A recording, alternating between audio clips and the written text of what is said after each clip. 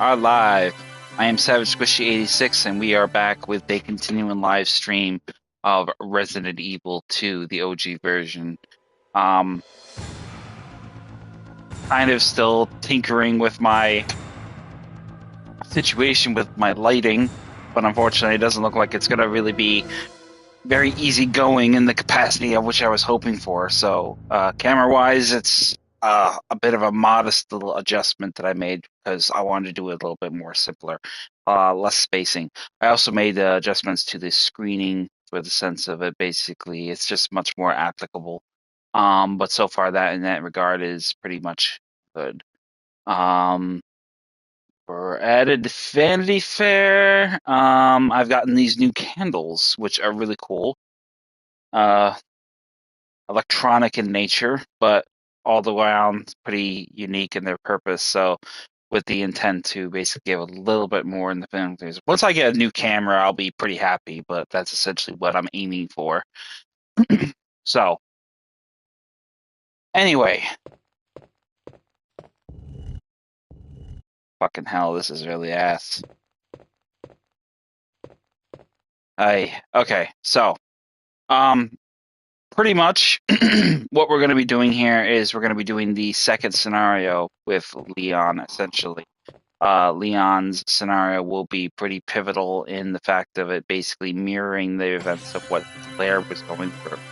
Um, that being said, however, we're pretty much going to be going from there with what our intention is from the sequel of not the sequel, but essentially with the second run with Leon telling his narrative of the events leading up with Claire's events with scenario A for Claire and scenario B with Leon. So, I figured I would mention this. I had some help trying to figuratively get myself situated with a scope of an idea of what to pursue with my Twitch. Unfortunately, because I am not very up to snuff, I am very noobish and fresh meat when it comes to learning about Twitch. So, you really have to kind of explain it to me like you would explain it to an 8-year-old.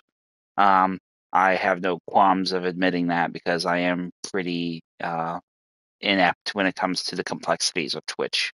However, what I have learned is basically I will be doing more videos.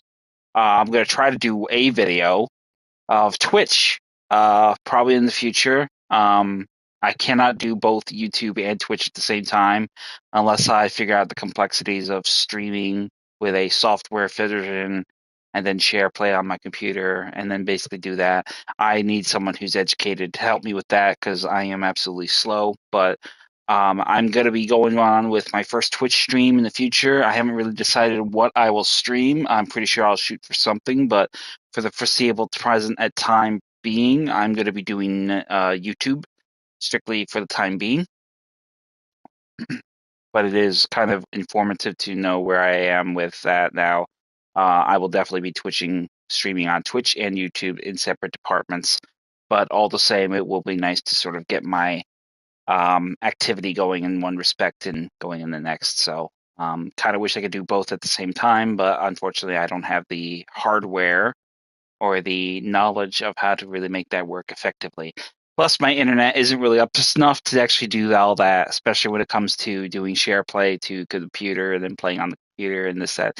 Yeah, I can't really do all that until I have a hardline connection. I can't really do that. So, but that's where I'm at. I was just tinkering with that over the weekend and figuring it out. So, and now I know that I can pretty much press forward. So, I've already did supper, and supper is done. So, everybody's eating. Now I'm a free agent. So what we're gonna do is basically get right into the game with Leon and scenario B. Now I actually did do this game over from scratch and I ran it. Um, the reason why is because I actually got the infinite rocket launcher with beating scenario A with Claire or Leon in 2 hours and 30 minutes with an A or B rank. And basically, I got the infinite rocket launcher. Now, if we do the same thing on scenario B, if we beat it in 3 hours with an A or B rank, we essentially get the submachine gun with infinite ammo. If we do it in 2 hours and 30 minutes with an A rank and not save at all, we can get the Gatling gun with infinite ammo. Never mind the fact that you also unlock the bonus modes of infinite extreme battle mode, which is a special game mode on arranged game, the arranged difficulty. And you also unlock Hunk, and I believe the fourth survivor minigame with Hunk, which is the UBCS soldier who stole the G virus from Birkin and was the only one to survive. Very popular character throughout Resident Evil lore is Hunk, and pretty much straightforward in that fashion. So. And yeah, that's pretty much it. So right away, we're going to get right into it. Now, as we recall, Leon was essentially separated from Claire. Now, while Claire was conducting her own adventure, if you will, trying to rescue Sherry Birkin as well as find her way out of the police station, minus dodging encounters with Birkin, Net, the Chief Irons, and essentially all of those parties involved. Essentially, pretty much we know what happened with Claire's perspective. We saw the story through her eyes, but what happened with Leon? Let's find out. With Leon's second scenario. Now, to play this, you obviously have to switch the game difficulty. You have to switch the game disc from Claire to Leon, because it was a 2-disc game, so essentially that was a thing. T-virus outbreak in Raccoon City. Claire Redfield succeeded in escaping from the city, along with one of the only other survivors, a young girl named Sherry. Kind of a bit pixelated there because it's all stretched out. Behind their escape was the lone survivor of the Raccoon City Police Department, Leon S. Kennedy.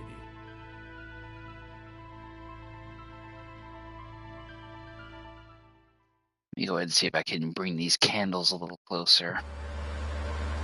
Now, I will do a separate save with this because I want to run this again off stream and pursue the infinite weapons.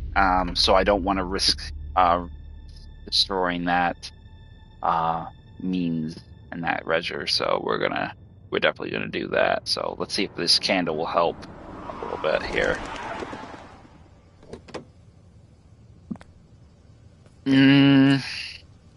What have we got here? Helps a little bit, not a lot, but it'll work for the time being.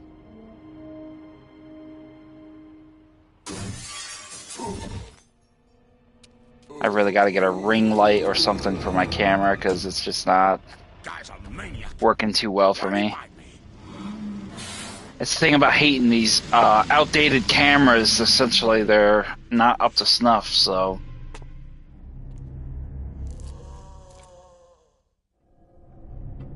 Man, what see it, buddy. Mess. What could have done this? What was that? Wow. What are these things? All right, that's far enough. Don't move. Don't move. No!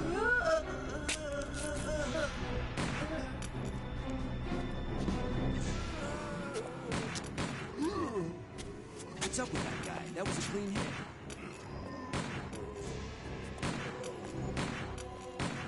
I'm running out of ammo here. Alright, that wouldn't work. Wait! Don't shoot! Get down! Okay, that's Can't decent. Stay out here. Head to the police station. It'll be a lot safer.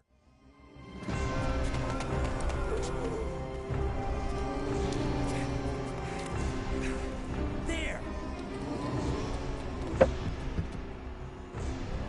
Buckle up. Okay.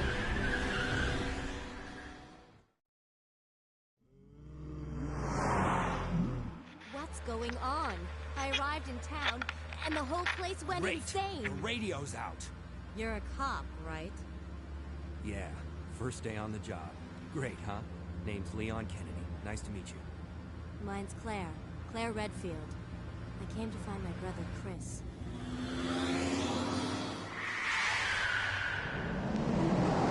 So we pretty much have seen how Leon found Claire, or vice versa, essentially saving her neck. Could you open the glove box? Sure. There's a gun inside. Better take it with you.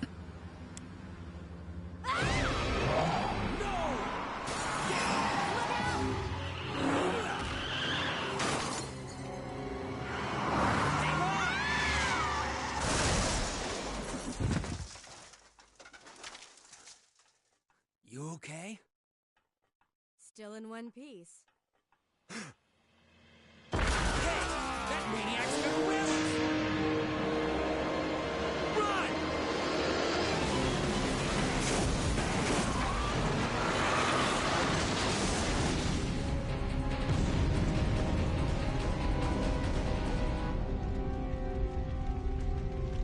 Claire!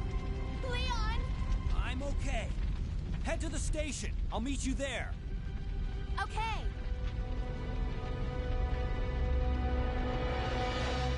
So obviously Leon will be much closer in his scenario to the police station as opposed to Claire. So essentially he will arrive at the station first, long before she does. So as soon as we get started, we're going to just immediately start running right down the street. Obviously avoiding the zombies as we encounter them. There's really no reason to really dispatch any of them because they're essentially well and truly arm's lengths apart from you.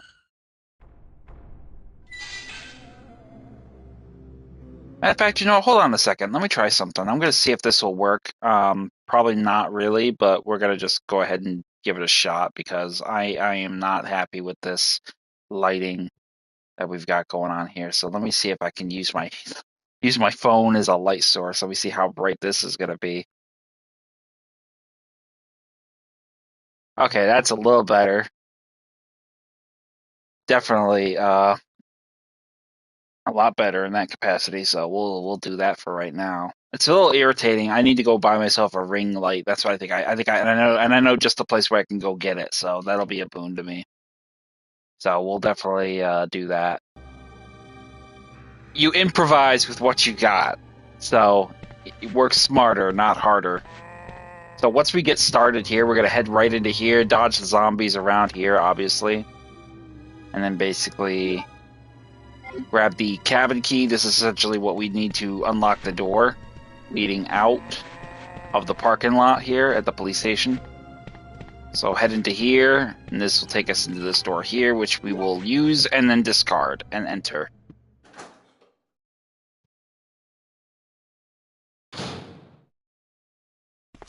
Now, upon entering here, we will definitely go into over here on the desk, find the handgun bullets. We don't really need the ink ribbons, so we're not going to take them with us. Now, that sound is obviously the zombies breaking through the gate that we just got through, coming here to the parking lot.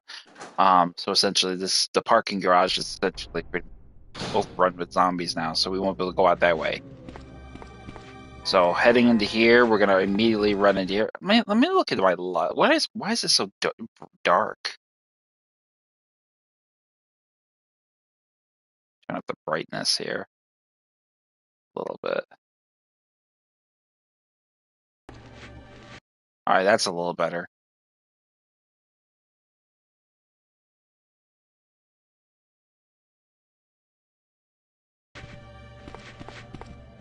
So once we get to this point, we're gonna immediately dodge around these zombies here, and then make our way up the steps.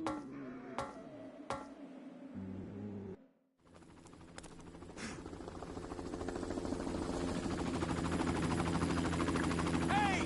Get over here! Hurry! I can't set her down. I'll drop you a rope ladder. Grab onto it. Come on. Just a little more. Get off me! Stay back! Don't come any closer! Mustache Pete's is gonna cause more harm than good with that.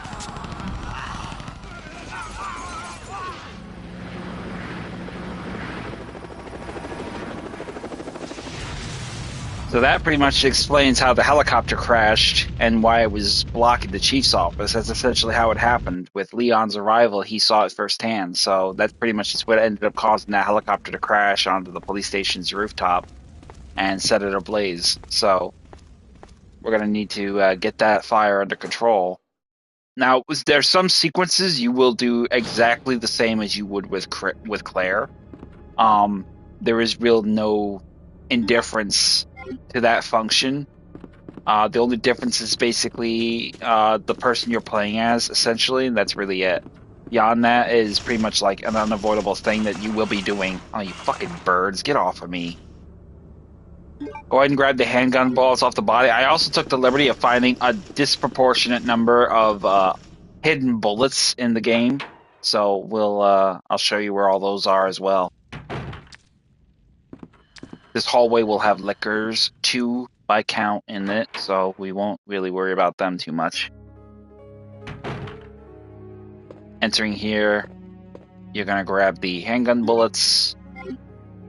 You obviously will find the secretary's diary here as well. We already read that. We don't need to know what's inside it because we already know. Grab the small key as well here from the small bench. Then go ahead, and as you can see, there's the infinite rocket launcher. So we can, if you decide you get it and you want to go ham with it, you can practically one-shot kill almost everything in the game, with the distinction of certain bosses. Some bosses take 2 or 3 shots, maybe even 4 on occasion. So once you get out here on this PlayStation 2nd floor balcony in the main hall, we're going to leg it all the way down. Go ahead and activate the emergency ladder.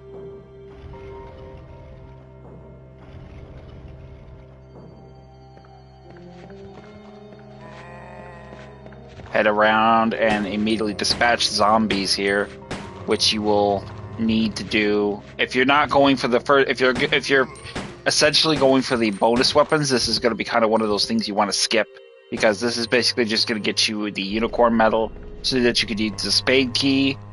And essentially, that's really it. The only thing you get the spade key for in the second scenario is to get like a first aid spray inside the records room.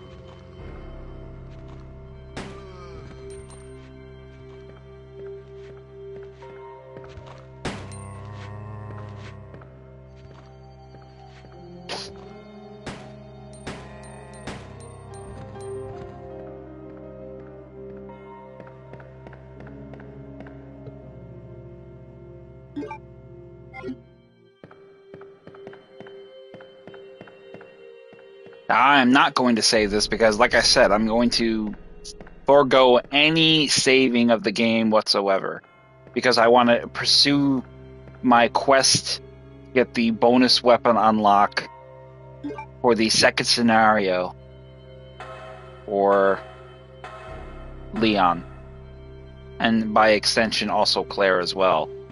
You share the rocket launcher, the machine gun, and the Gatling gun with the characters. So essentially, by unlocking it for one, you unlock it for the other. So I do not want to save it, overwrite it, whatever. And I'll do probably the same thing when I do Leon A and Claire B, because of that very reasoning. So, but there's no rush. I mean, you got to beat the game in 2 hours and 30 minutes to get the Gatling gun. You can't use any first aid sprays. To get an A rank, you have to use no first aid sprays. You have to not save your game. And, I mean, it goes without saying, you obviously can't die. So, but I mean, if you're using the featurette of the game in its present version, oh, we actually went down and grabbed that. Well, we don't really need to worry about that anyway, so we're not going to worry about that. Go on, you. I'm not dealing with you. My cat. We're going to head out here.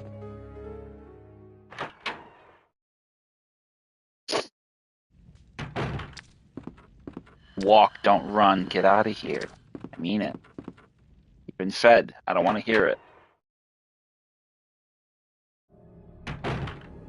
Cats tend to be really lovey beasties, but essentially they annoy the shit out of you when they think they're starving. So once you head back into the main corridor leading to the rooftop where the police helicopter crashed, we're going to unlock this door and head out. Grab the green herbs in the fire escape area, and then make your way into the eastern office. We're going to grab normally we would grab the valve from the break room, the cabin, which we used to enter from the parking garage, essentially. But because of that, we didn't have that there present. And second scenario, it will be in the eastern first floor office on the east wing of the police station.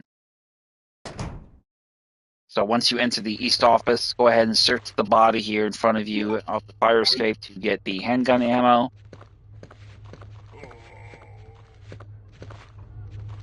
And over there on the shelf here, you will find the valve. Go ahead and take it.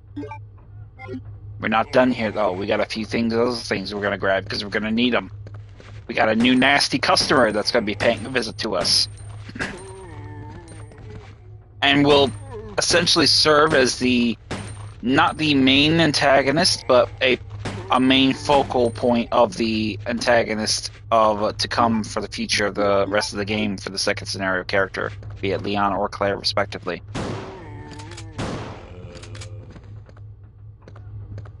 So once you've dropped all the zombies, head into here, grab the handgun ammo off the desk, mix the herbs,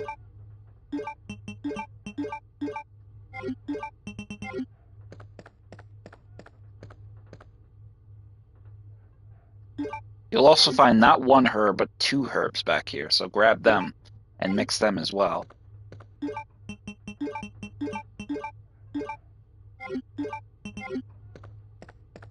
Once you've mixed those herbs, head over here and use the same safe code. We already know it, 2236. Grab the shotgun shells inside. And then the police station map as well.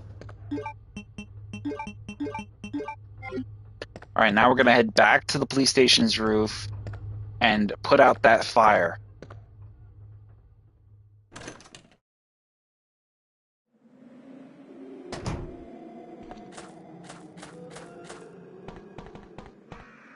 Climb the fire escape and head back to the hall with the crows.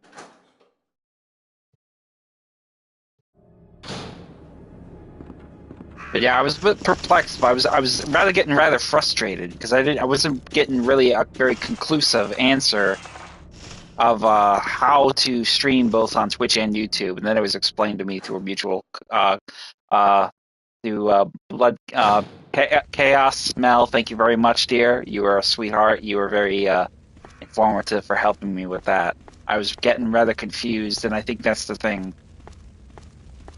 So she was very informative. So big shout out to her for giving me that helping input.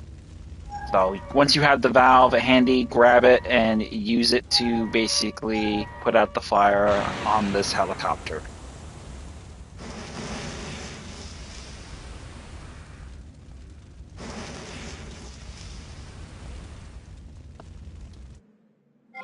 And then we're going to go ahead and head over there and search the helicopter for ammo. In this case, 7 shotgun shells. Now, return back to the hall and enter it, but you will be greeted by a cutscene of a helicopter dropping off BOWs in various points in the city. And one point happens to be the police station. T00, that would be the Tyrant. Or Mr. X for some of you.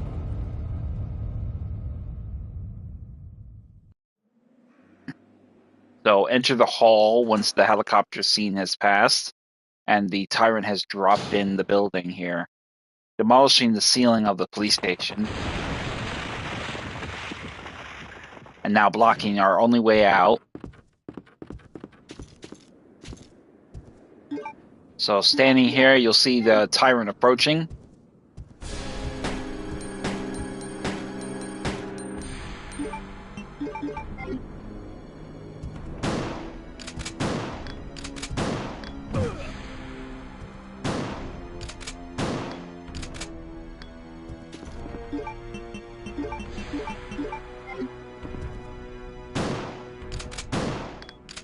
Now, once you shoot him enough times, he will drop. Now, every time you kill the tyrant, technically, he will drop you some ammo that you can take with you. In this case, he will drop us 30 handgun bullets. And then basically we will take our leave and leave his dead ass right there in the hallway. Now, we will not encounter him for a little while, but essentially, once we go to leave, he will resurrect from his recovery ability and be on the march again throughout the police station. Unlike in the remake, he does not have a continuous stalking animation programming. He essentially is just a sequenced kind of pre occurring encounter. So once we get here,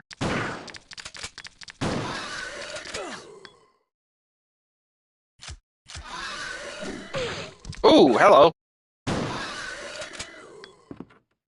Ooh, that hurt.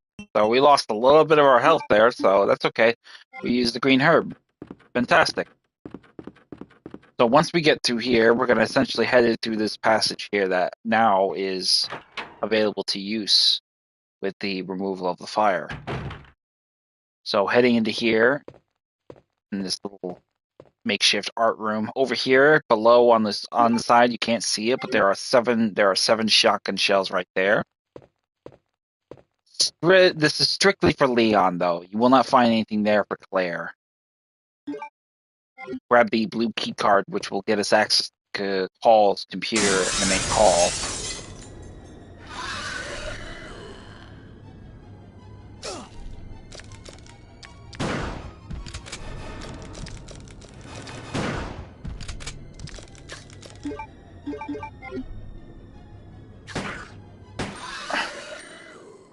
If you don't get first two shots on him with the, if you get 2 shots on him with the shotgun, you should be able to use just your handgun to get 2 extra bullets in him, and then it'll put him down. No reason to waste a perfectly good shotgun shell. After that, we're gonna head back to the police station's main hall and get the computer to open up those electronic door locks.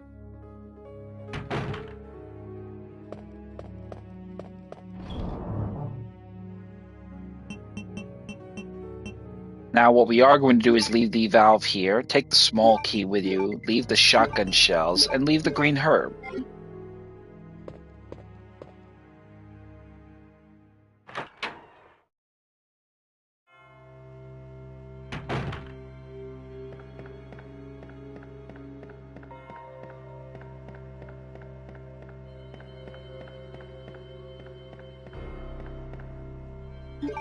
Head down the ladder, and then we'll access the computer.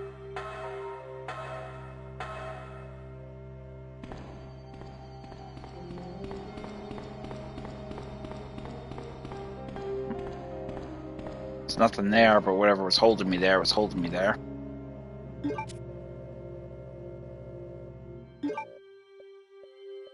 Using the keycard will unlock the east wing, the west wing, first floor, and the west wing, second floor.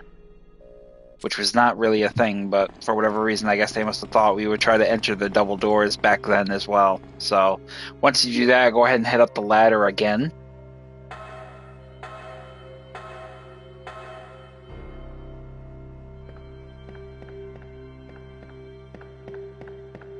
And we're going to head through the second floor library here.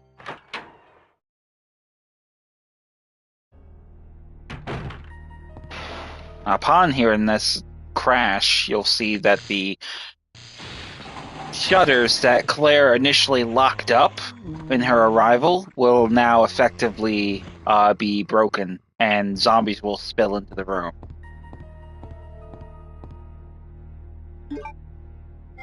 Head over here, grab the red herb, and then we're going to head up here into this room here, this hall, this passage here.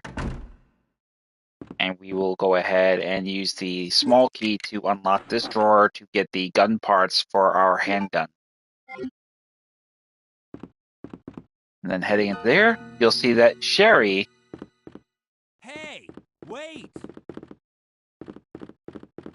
will take off running. Now, it doesn't really matter which way you enter the room. This will always play out the same. Sherry will immediately flee from you, regardless if you enter from the Stars Hall office or the library. There is no in between. However, what she will do is once she crawls through that little space there in the doorway, she will drop the diamond key, which we can use. So we'll go ahead and take that. And then over here, we will also take the shotgun shells as well. So head back down the hall, and you will encounter Leon! Claire, just like in your first scenario. Claire, you made it. Yeah. Have you seen a little girl around here? Yeah, you just missed her. Who is she? I don't know. But it's too dangerous for her to stay here alone. Leon, I'll go look for her. You go and find us a way out of here. Of course. But before I forget, here's a radio. That way we can keep in touch if something comes up. Now you can go to the Stars office and get the Magnum and all the other stuff, but since we have the diamond key, we're going to do the reverse. We're going to go back the other way and head out into the main hall for two reasons. One, we were going to use this diamond key to essentially gain access to the interrogation room, which was initially locked up with a diamond key, as well as access to the evidence storage room, which will lead us to Marvin. Marvin has since been killed by Claire, effectively, or is going to surely be as such. But the point is that we can get rid of this diamond key right away, right from the jump, and put it away. But before we do that, let's go ahead and solve this little puzzle here and get one of the rook plugs for us to get access to the sewer via Leon. Now, the plugs are essentially the key component for the exit strategy for Leon, much like how the stone pieces were for Claire with Chief Iron's puzzle, leading to his private little sanctum in the police station's basement. So the plugs are essentially put to, if you remember the Watchman's Diary, who was playing chess with one of the sewage workers. Essentially, he is pretty much the sewage worker made a lock system between chess people. So in this case, we have the bishop plug. We need to find also the knight plug, the king plug, and the queen plug, or perhaps the rook plug. I'm not sure. We'll figure it out when we get that far. But for starters, that's what we got. Welcome to the stream, viewer. Hope you're having a good afternoon.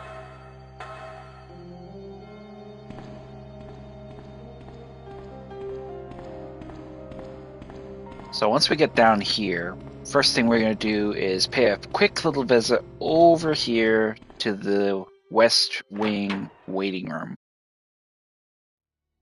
In here you will have a series of zombies.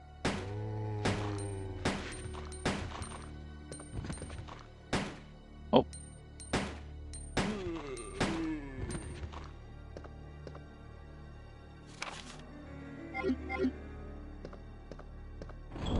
Into the storage box, and we're going to drop off a few things. We're going to drop off the plug. We're going to grab the green herb. Drop off the shotgun shells.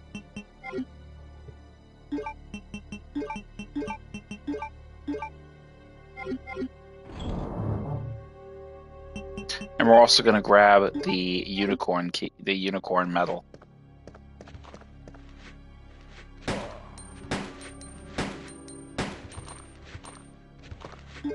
Now, obviously, I wanted to use up the ammo because once you combine an ammo upgrade, you essentially get a full, fresh magazine of ammo.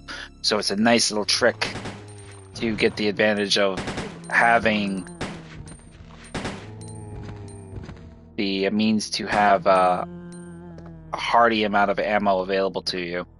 So we're going to go ahead and leave those items. We're not going to go further into the West Wing. We're going to double back, use the unicorn medal, get the spade key from the fountain. Not necessarily something we need to do, but if you're a completionist, we're going to do that. This key will only unlock one particular door, and that will be the records room, essentially for the first aid spray that will be there. That's it. That's all it really serves.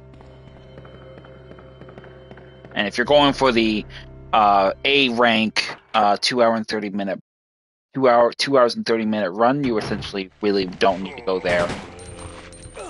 Oh, you fucker. Get off of me.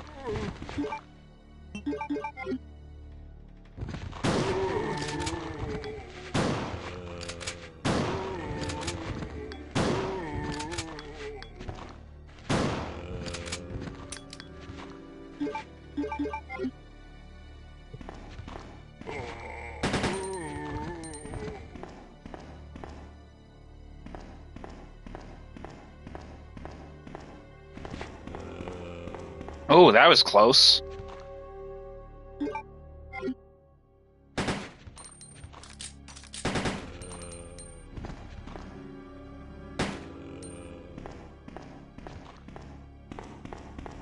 So once we dispatch the zombies in this little lobby / hallway, we're gonna head further into the eastern side of the police station's corridors.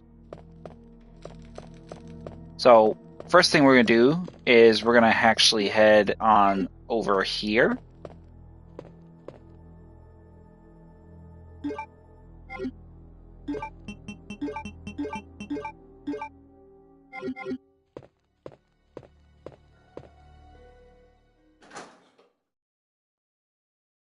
Now in here you will have 2 liquors. Or 1. So we're just gonna quickly just inch our way over to the right so we don't get his attention with our footsteps. Hug away from the wall and he won't drop down on us, essentially. That is the other thing too. Then we're gonna head down the hall to the interrogation room. We obviously were just in the observation room. Now we're gonna go to the interrogation room.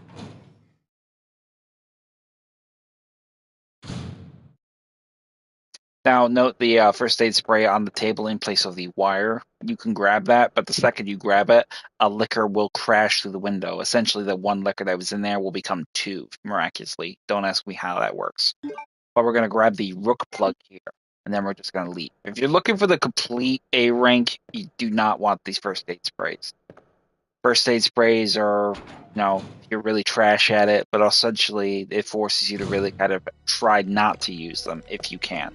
So we're just going to leave that thing right there.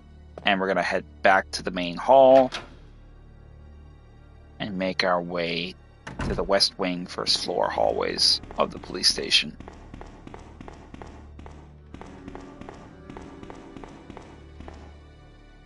So yeah, I'm really looking forward to doing my first Twitch stream. I haven't really decided what I'm going to stream though. I'm a little bit unsure because I've never done Twitch before, and I know that it's definitely it's not as user friendly with newcomers. So I went on it a few nights ago and it looked pretty overwhelmingly complex. So I don't know. We'll see how well I do. I may not do very well at all because I don't have a good track record of doing well with first time things. I think that's why I like the broadcast system of PlayStation more, because it's not complex. But we'll see how I do. I'm excited all the same. I'm nervous, but I'm excited as well. Now over here you will have a desk drawer. This will have shotgun shells in it, but we can't get it open because we don't have a small key. Essentially, we've already used that to gain access to the gun parts for the Matilda, Leon's gun.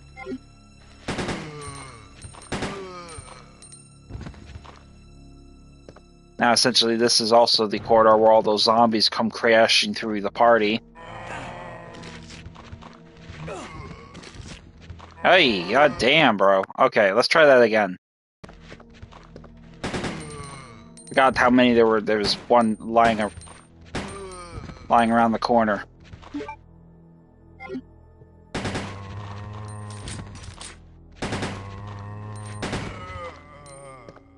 Go ahead and search the body of the police officer here with his head missing, and you'll get some bullets.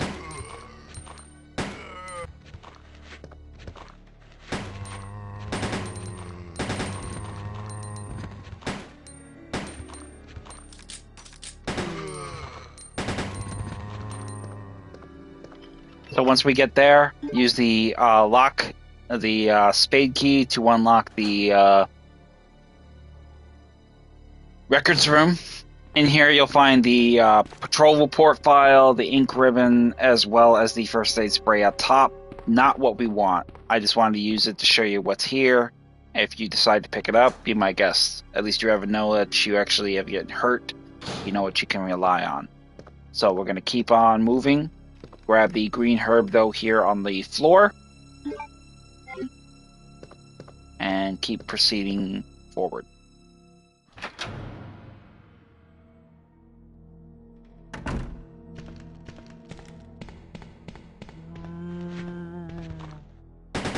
Almost ran right into him.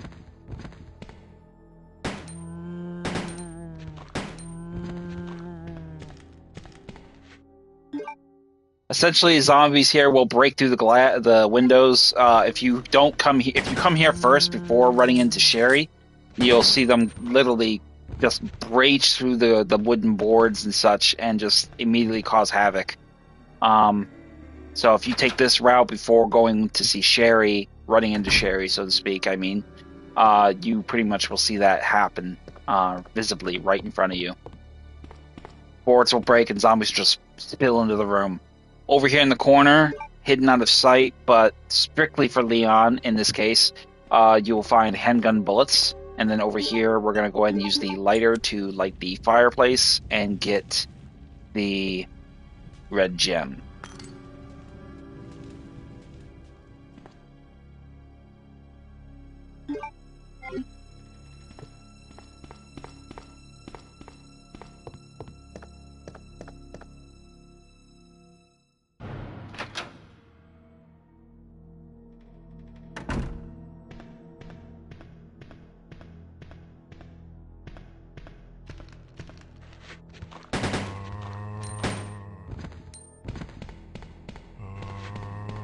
You don't need to worry about them, just get one out of your way and then run past the other. Easy work. And here you'll be beset by zombies on both sides, so immediately equip your shotgun, drop the one closest to you on your right, then the others on your left.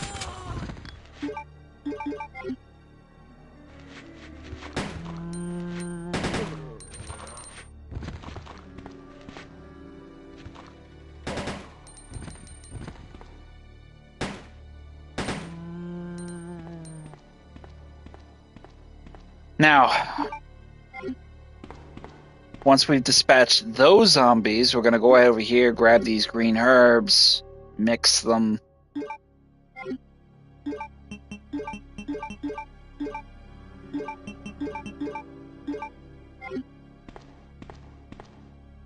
And head into the dark room. Drop off a few of these items. We don't really need them at present. But before you go over there to the item box, grab the handgun ammo inside the cabinet here.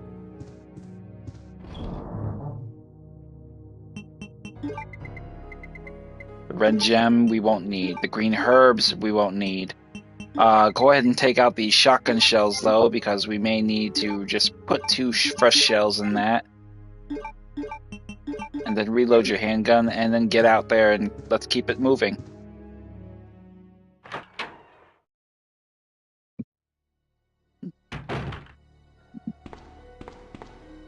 Now, as soon as you come out here, you can go up the stairs to the Star's office, but let's get this diamond key used up and get it out of our inventory. In here, I think you'll have some zombies. Or not. Over here inside one of these cabinets, you'll find additional shotgun shells. Take those. And then head on into the office where Marvin was originally located.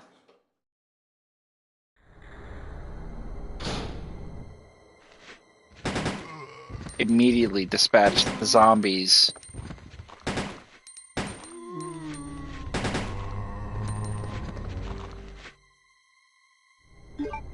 Grab the green herb.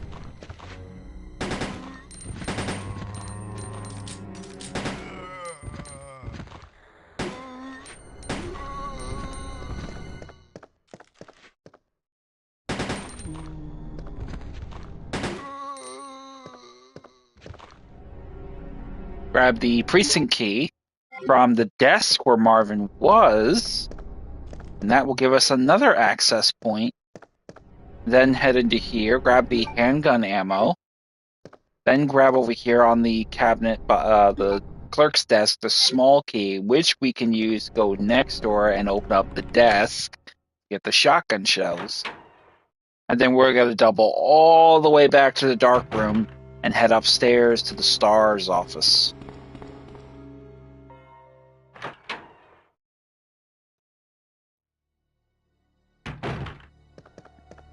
I actually have a speed record of beating this in less than 2 hours, so this may be probably very fast if we keep our current pace.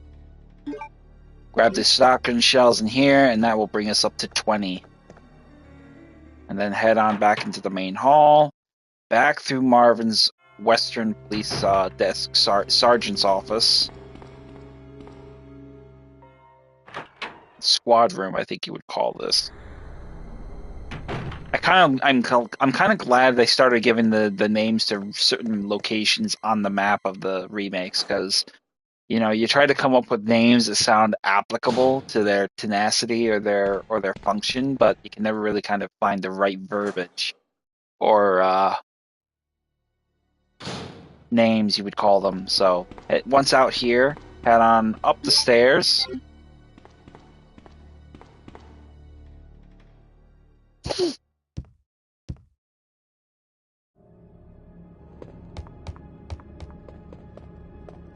And then obviously we're going to solve this little treasure of a puzzle right down here. But before we do that, head over here behind the statue, and on the ground behind it, you'll find some more handgun bullets. Cleverly hidden, and I missed them completely from my first playthrough.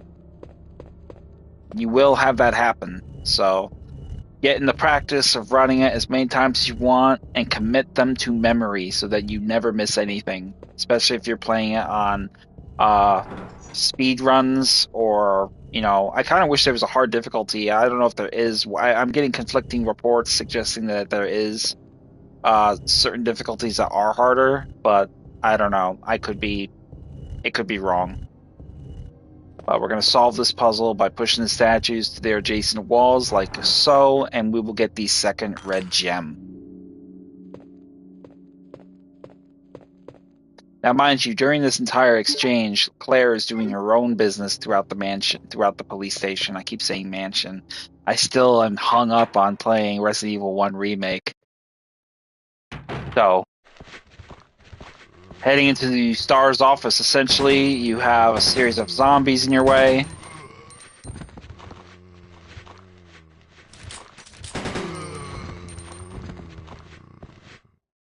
Head into the STARS office, and you're going to grab just a couple things in here, nothing of relevant significance, with the exception of the handgun ammo behind Wesker's desk on the floor.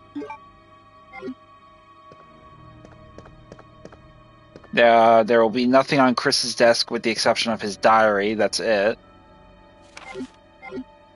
Really nothing else, though, other than that. But inside the weapon locker, you will find your Desert Eagle 50 AE, or in Leon's case, a Magnum. This is probably why I love playing as Leon so much, because he gets the coolest guns. And of course, everybody knows the Magnum is king when it comes to killing tyrants with it.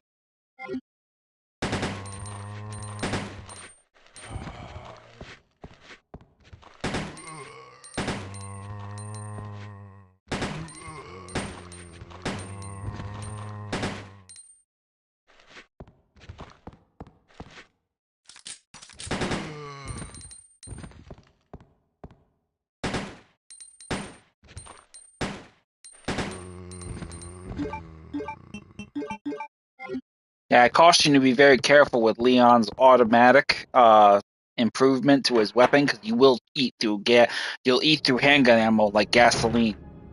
So you want to be very, very careful to keep up on, how much you used, how much you got left, is it reloaded, etc. Because you'll go through, your ammo will be gone quicker than you realize. Head through the library though, and we're gonna head around the second floor, upper balcony, to the secretary's office, and use the storage room there.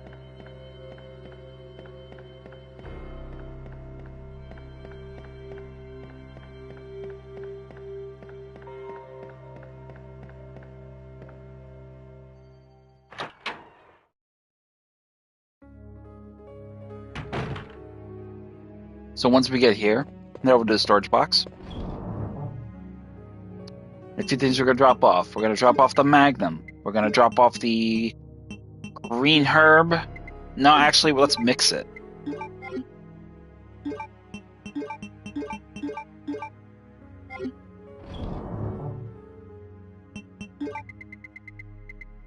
We're going to drop off the shotgun shells and grab the red gemstone.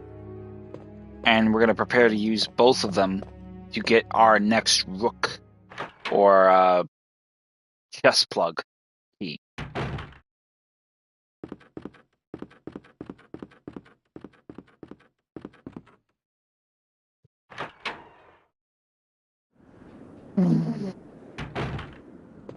So upon entering here, head over here and just do what you did before.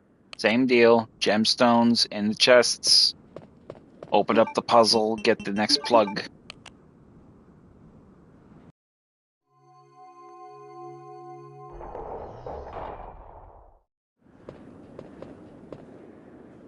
From here we will get the king plug. So once we have that, now we're going to head downstairs to the first or east office and use the heart key to gain access to the basement up.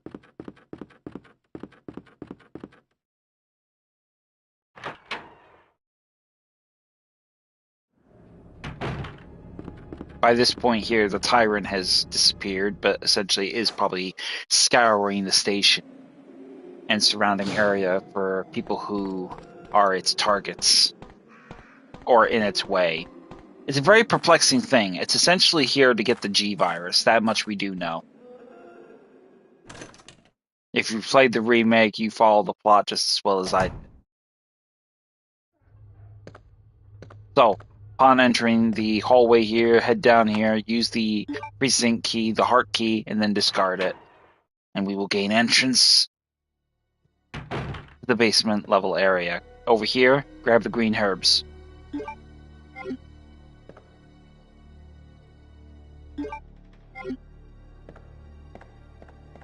We're not going to mix them though.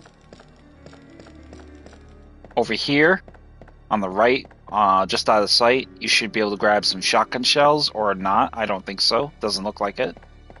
Okay, maybe that's strictly for the A scenario character. So, I know there we got some grenade shells for Claire.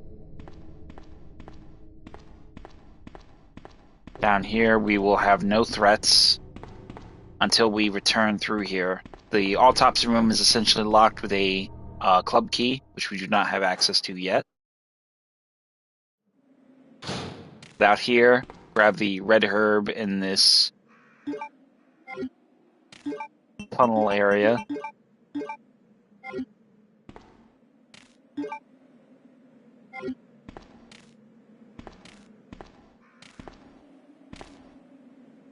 I'm a little bit perplexed. Do I really want to? I'm thinking here. Manhole cover will be ahead. Green herb, green herb, green herb, blue herb, red herb.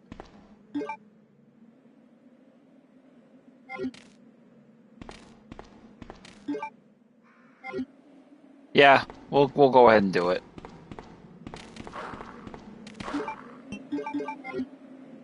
Once you get past this point,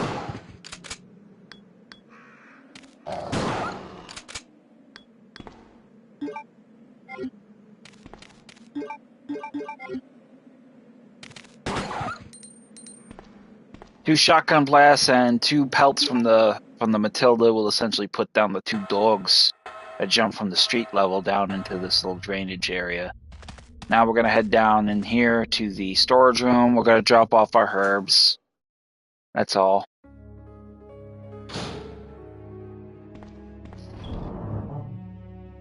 So drop off the green and red herb. Drop off the green herb, drop off the king plug, and that is it. We got ourselves pretty free and open-ended.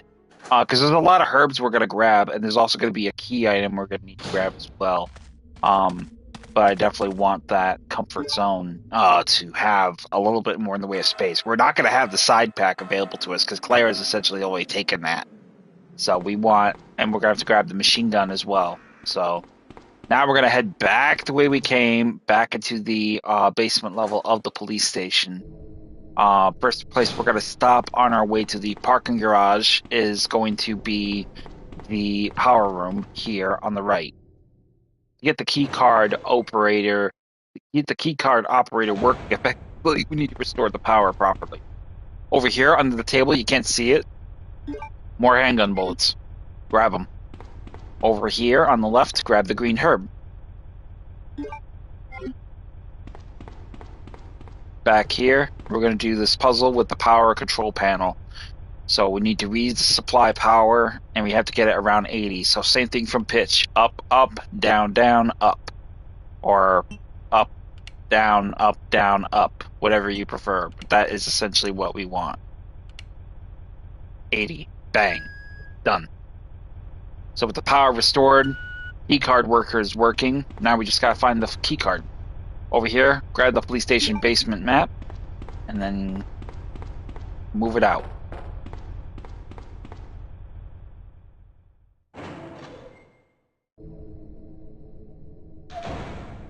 Considering I'm using that, maybe I don't need this. Yep, that's good. That's better. So.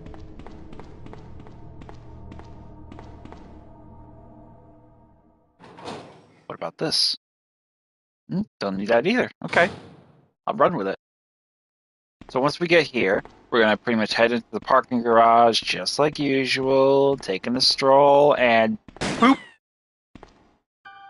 We'll be shot at by Miss Ada Wong.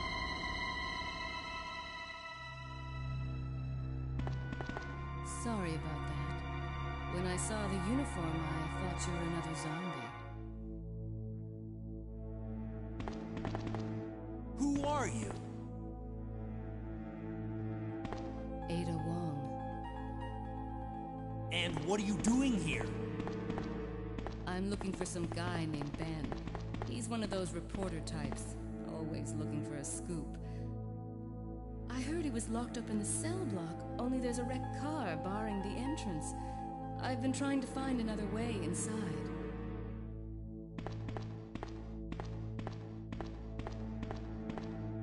If we work together, we can move this thing. Give me a hand here, will you? So obviously we can pretty much, this is how Leon gets into the police lockup. So but before we do that, let's run over here and grab this green herb real quick. Let's mix it.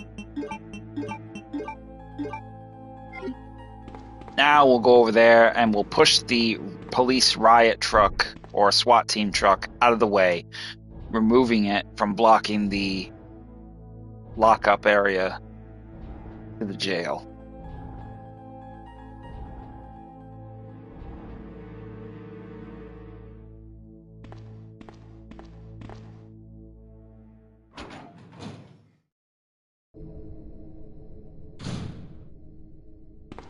Ada, wait!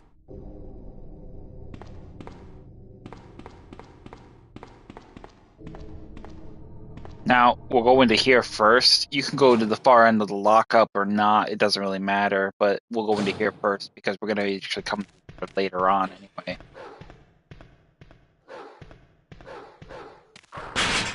Right away from the jump, we'll see that there are some dogs that are threatening.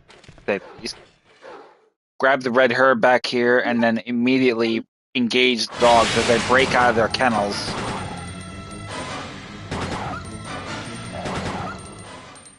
Dispatching them both will be pretty fast if you just use two volleys each, 6 bullets in all to drop both dogs.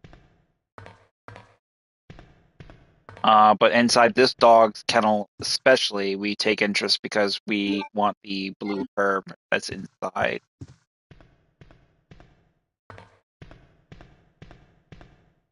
And then over here is obviously the manhole, which will take us where we gotta go.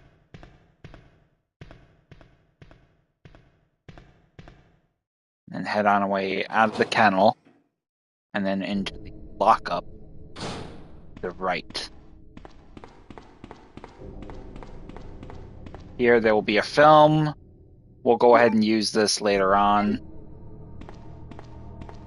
seeing as it's part of our files, but we'll pretty much find it.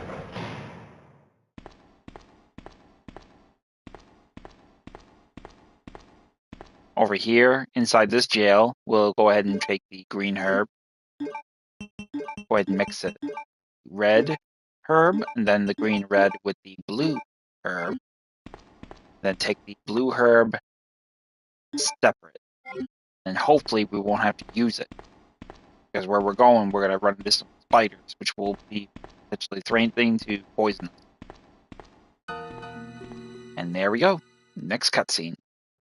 Let me guess. You must be Ben, right? Get up, now! Ben's kind of a bit of an What do asshole, you isn't he? want? I'm trying to sleep here.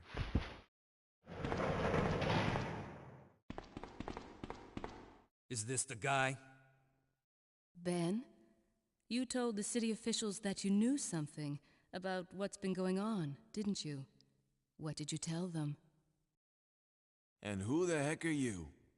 I'm trying to find my boyfriend. His name's John. He was working for a branch office of Umbrella based in Chicago, but he suddenly disappeared 6 months ago. I heard a rumor that he's here in the city. I don't know anything. And even if I did, why would I want to tell you? Okay, I say we leave him in there. Does anyone know where they put the key to this cell? I have it right here, officer. But I'm not about to leave this cell. Those zombies aren't the only things crawling around out there. What was that? Like I said, I'm not leaving this cell. Get out of here before you lead it right to me. Hey, I'm not going anywhere. I'm the only cop left alive in this building. What? Look, if you want to live, then you're gonna have to leave with me. But do you even know how to get out of the city? There's a kennel in the back of the building. Inside the kennel is a manhole. Go through and it'll lead you to the sewer entrance, but it won't be easy. All right, I'm going. So pretty much where we were just at is essentially our way out. Over here on the shelf in the corner behind us, after that cutscene, we're going to have the manhole opener. This is the only thing we're going to need to really get this thing open. And then basically make our way into it.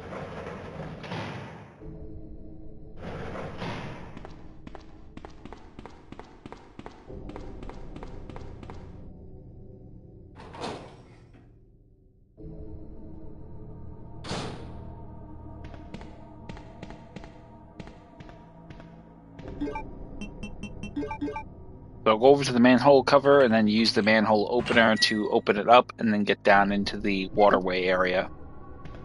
It's a little claustrophobic, and there will be 2 spiders down here, both with potential implications to poison you very easily. If they do, don't freak out. Just use the blue herb and get on with it. The first spider is pretty easy to drop. The second spider is where it gets a bit sketchy, and that's why. So we'll go ahead and just use the shotgun. And that be that. Go ahead and use the blue herb and then the green herbs on top of that. Problem solved.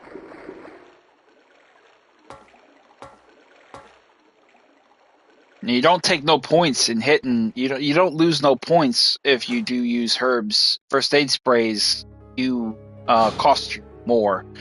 So if you're going for an A or B rank, avoid first aid sprays by all means necessary. Rather stupid rule for the remake, but I mean, in the OG version, first aid sprays were kind of like the holy grail for healing. Oh, excuse me. So pretty much we have ourselves set up to a decent level. But we're going to get all 3 plugs and we're going to go use them. So get them all out. And let's go put them in their proper place.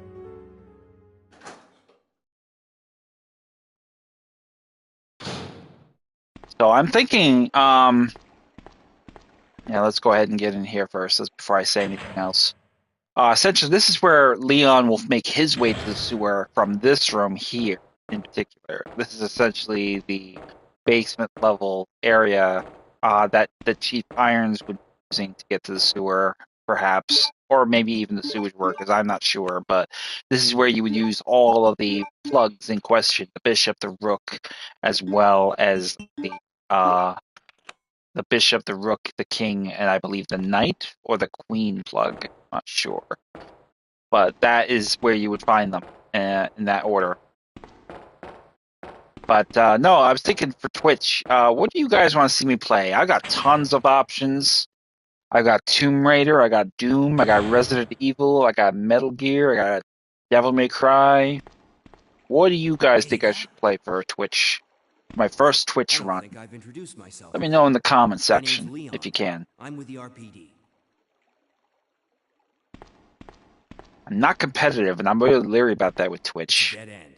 I think Twitch would be a platform more for competitive You think and we could get upstairs through the community shaft? Give me a engagement boost. I'll go kind and of check. thing. But I don't know. I'll think on it some more. Eventually, when I get my PC exactly where I want it, and I have the hardware and I have the space to do it, I'll do that. So as soon as Ada drops into this area, this is where she'll encounter Sherry, and Sherry will drop her locket. How cute. That little girl must have dropped this. I think I'll hold on to it for her. And now Ada will be wearing the locket around her neck. It must have been this in question must have happened sometime after Claire parted company with Sherry, or I'm not sure. My memory is fuzzy. I don't think she parted with her at this point yet.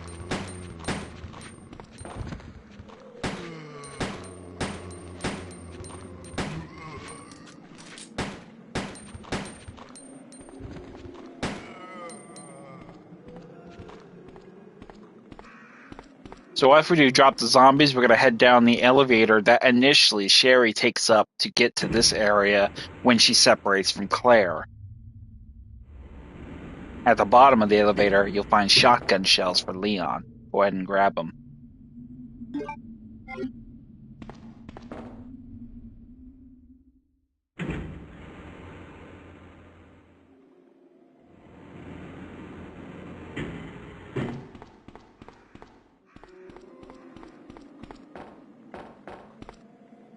And then you're going to head into that very same room that essentially Sherry was in, solve the same puzzle, get the same key, all word for word verbatim, and basically go from there. So, ooh. In case you're wondering what I had for supper, I made some really deliciously gourmet hot dogs and some fries, and I am definitely full. I had like two hot dogs and a huge bushel of fries. So hope my family is happy with it.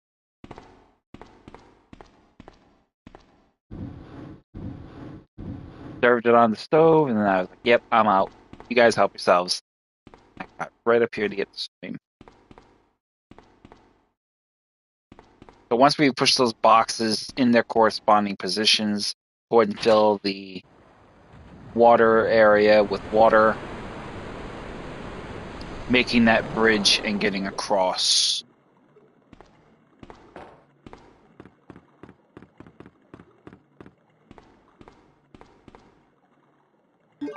grab the club key, and now we'll make our way back to Leon, where we got a boost to get into this area to begin with.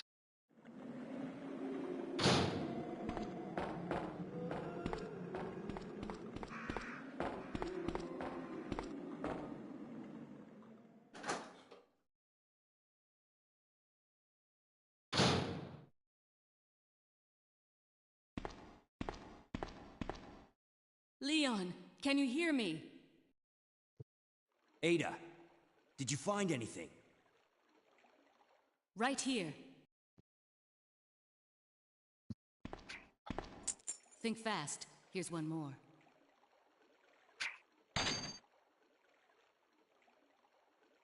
Hey, I can't reach the ventilation hole.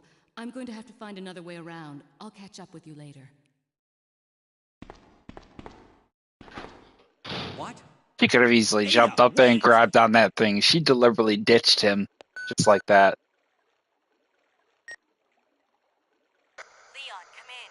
I found the girl, and I've cleared the wreckage that was blocking the corridor. Got it. So now that we've essentially know that Claire has found Sherry and has opened the path for Chief Irons' office, we can now go there and investigate that area, thanks to Claire. So go ahead and grab the precinct key, as well as the shotgun shells. Go ahead and reload your shotgun, because we're going to need it. And then head back down into the waterway, and then back to the kennel through the waterway.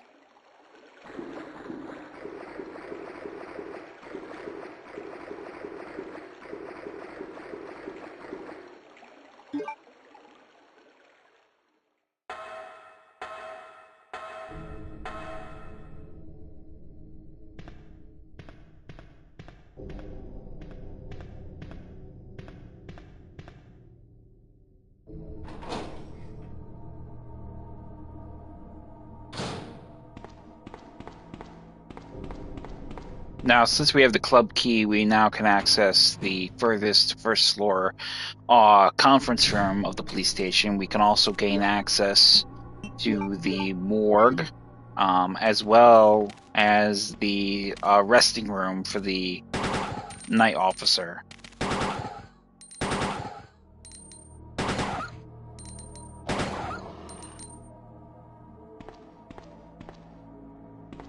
Take down the two dogs here. I don't know if there's anything on this. No, it doesn't look like it. Okay, so we're just going to keep heading on in. There will be lickers in this hallway now, so we'll have to dispatch them.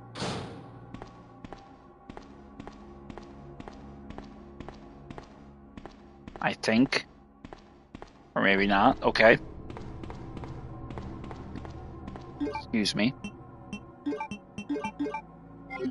No, liquors will be in the autopsy room. Now I remember.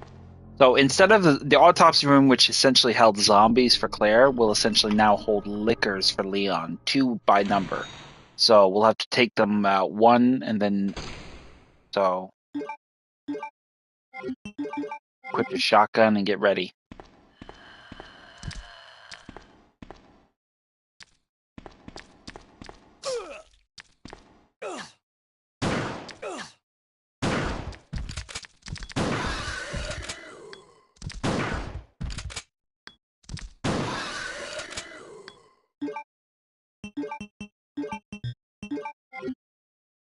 Reload your shotgun for its last 3 shells. There should be something else here. I'm not sure. It usually is something on the table, but I don't think it for Leon in this instance there isn't. But we will grab the red key card, the weapons key card here. You have to forgive the light being a little bit off kilter with the color because of the improved brightness the game has essentially made it that way.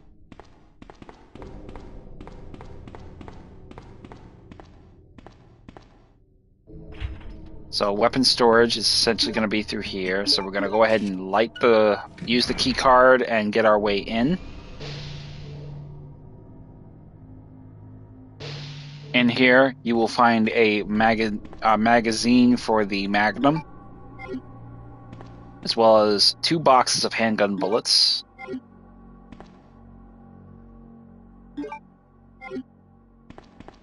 And then we are going to head over here and grab the submachine gun from the cabinet, or locker, excuse me.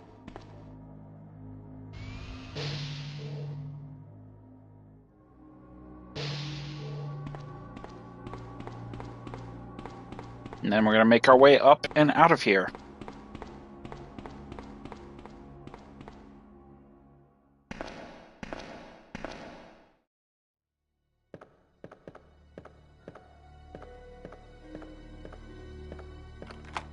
Use the precinct key to open the watchman's room.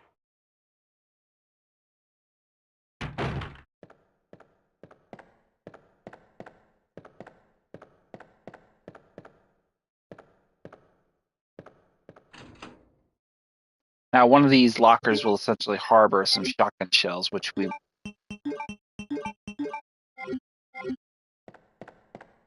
And then in the back here, at the watchman's table, you will find a magazine for the Magnum as well.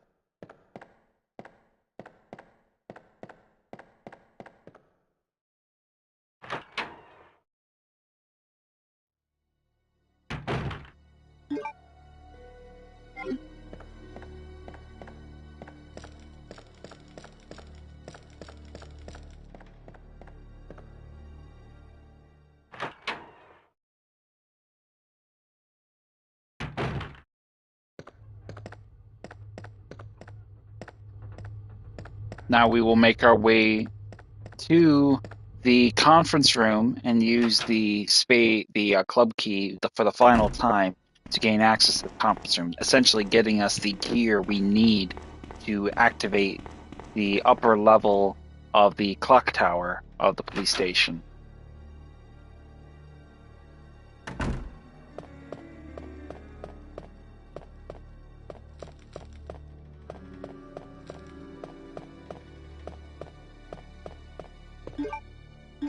At which point we're going to have our submachine gun equipped, because we're going to be attacked by the tyrant again.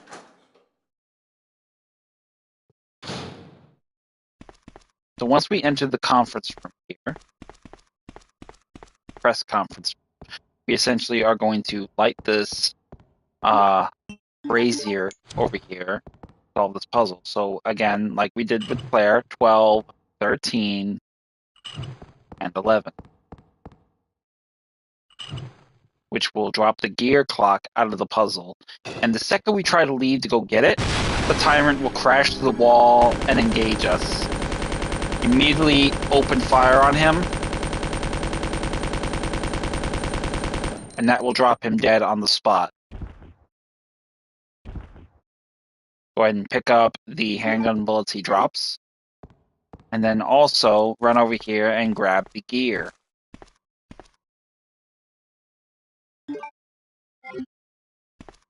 Once you have it, get out of the conference room and immediately try to leave into the hallway.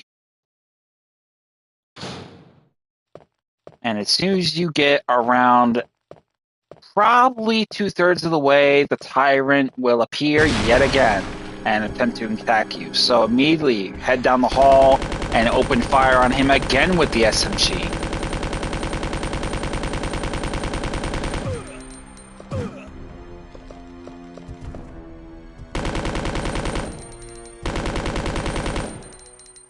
And drop him again.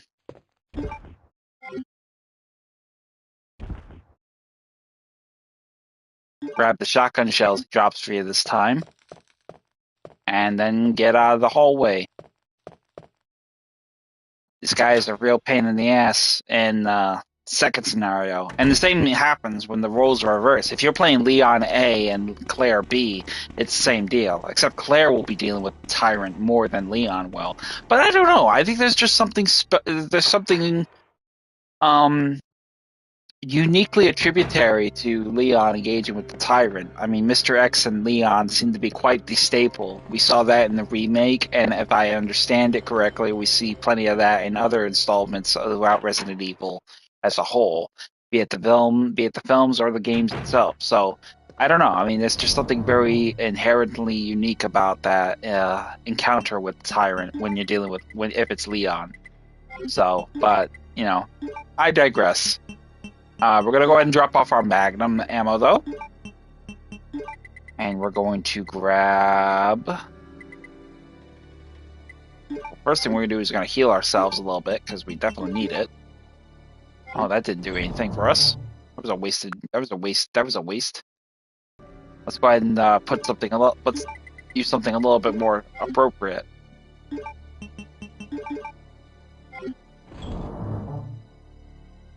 We're gonna go ahead and put away our submachine gun though.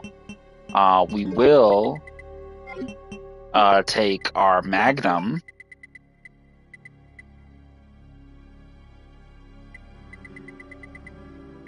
And I'm thinking...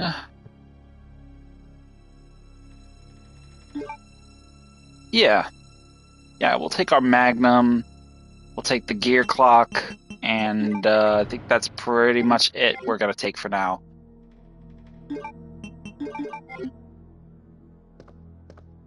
So get out of here and head to the chief's office on the second floor.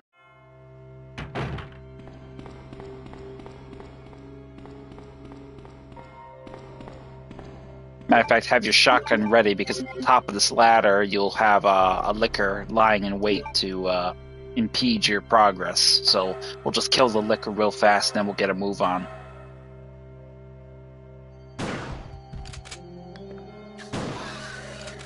Two shots is all it should take. Bang. Alright. Immediately head for the chief's office.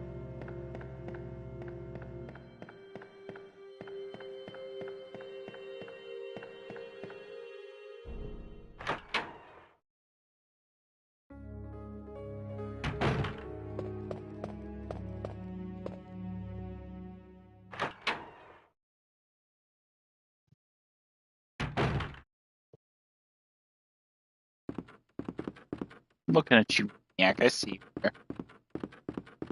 So as soon as we get here, obviously the path will be open to us thanks to Claire, and essentially will provide us with a new source of exploration for this sequence. So obviously the path to Claire, it will be pretty much closed off. The Chief's Diary will be in the chair. You can grab that again if you so wish to. It's not necessarily required.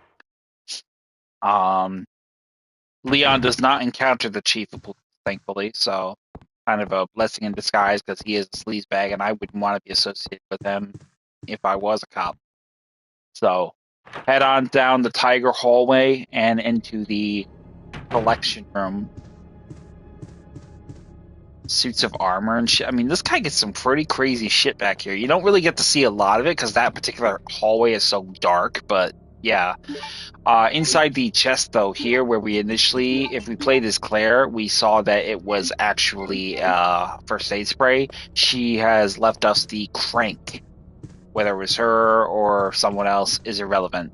But go to leave, and we will encounter the tyrant again as he attempts to attack us in this tight little hallway. So get your Magnum ready and open fire. 3 shots from the Magnum should be enough to drop him. I was saving the Magnum specifically for his ass, so... but that's essentially what we got, and that's essentially all we really need. So drop him 3 shots, done deal. And then we're gonna head on out.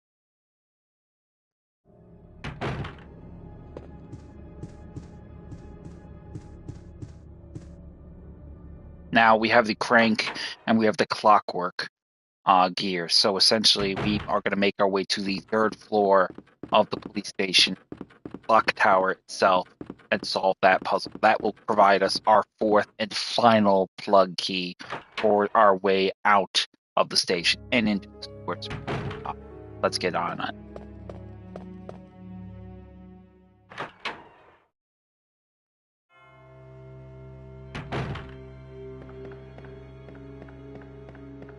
So immediately just leg it all the way around the balcony up here.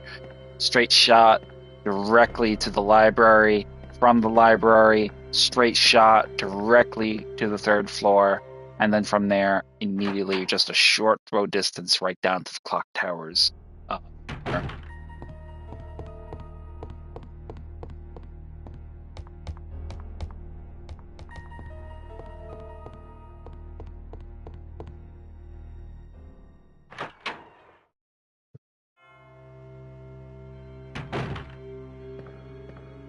Now, you will not encounter any liquors in this particular sequence, which is rather bizarre. It may be just strictly for Scenario A characters. Scenario B, you don't encounter anything up here, with the exception of Claire. Leon encounters the Tyrant in the Tiger Hall on his return trip back with the Crank. But Claire encounters the Tyrant on the third floor hall balcony up there on her return trip from the clock tower after getting her stone piece. Largely because Leon has a straight. I won't spoil it, but you'll see. Claire has to make the long wave trip around from the third floor down to the first floor and then the basement, but Leon's got a bit of a shortcut to the basement.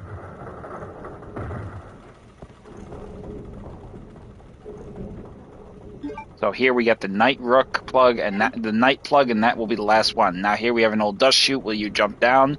Yes. And basically you'll go from the third floor all the way to the basement.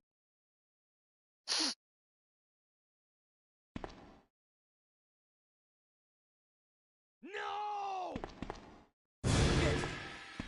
Get away! Ooh, he got fucked up.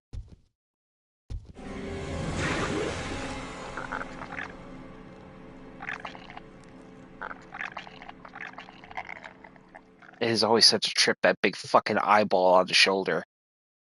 I don't know how many people have seen Resident Evil Degeneration, but that is essentially a really good movie. And the eye animation of Curtis Miller on the G virus, the eye animation is just so fucking ridiculously.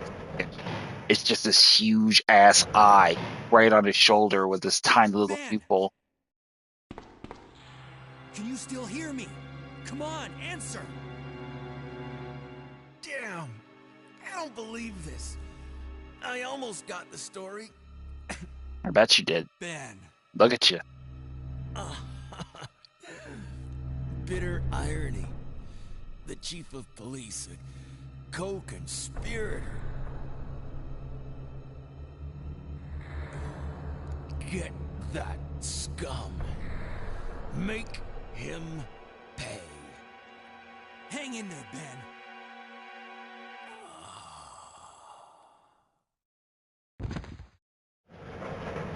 He ain't hanging in there. Look at him. He's practically split up. He's practically. Leon. He got fucked up.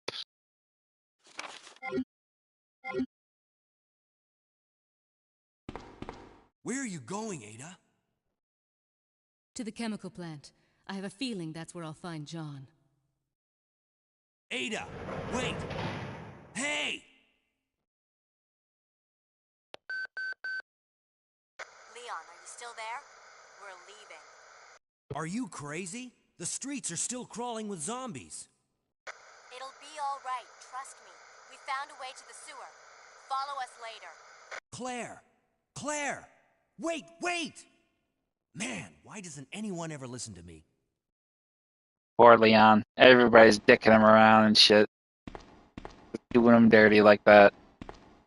So once the sequence of those events have pretty much transpired, we pretty much don't have anything else keeping us here or anything else for us to do here. So we're going to head right for the manhole in the kennel area and get out of the building.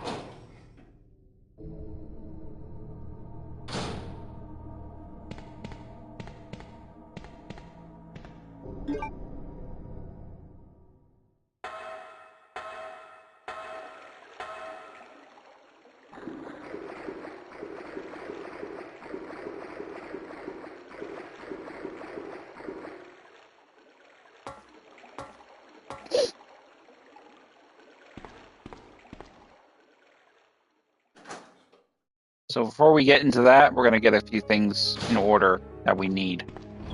We're definitely going to need some healing items in the event we get pulverized by our next boss's attacks, because he is going to be really, really strong. But we'll see how far we get with this. Oh, I forgot to use I forgot to get the film developed. Okay, don't worry. We're gonna always get that. We'll probably get that in scenario A with Leon, and we'll just develop it then. So just ignore it. It's not really anything spectacularly shocking or whatever. So but we'll make a note to get that covered in the scenario A with Leon the next time around. So anyway, headed to the septic pool area, and we will have a boss blocking away. Now, Claire had to deal with a G embryo adult and her encounter after witnessing Brian Irons dying, but Leon will fight Birkin himself in his first form. He won. And this is where he'll get the pipe for a weapon. And then he'll get all hulked out and grow bigger.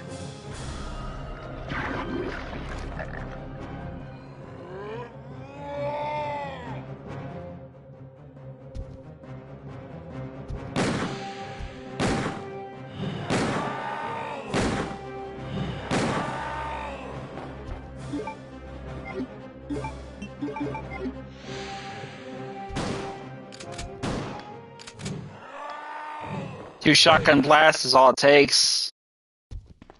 And then he'll fall off the balcony edge. I don't know what he's doing.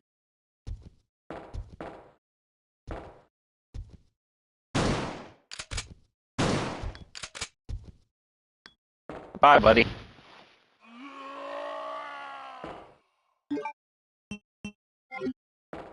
He got a little bit of a hit there on us, but that's okay because I kind of got a little too close. But he ends up swinging wildly anyway at his death animation.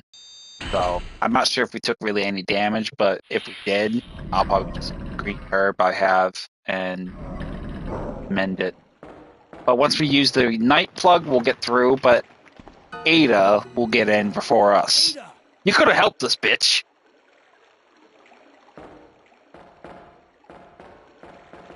What was that all about? I like how she's like looking off to the right, like, dude, this fucking guy, really? I gotta deal with him again. Look at her, she's like literally doing that, like not even giving him her I was there, Leon. I know. active listening, bitch. Active listening. Practice As an it. officer, it's my job to look out for you. But we're not going to get through this alive if we don't work together. Okay? All right. We'll do this your way for now.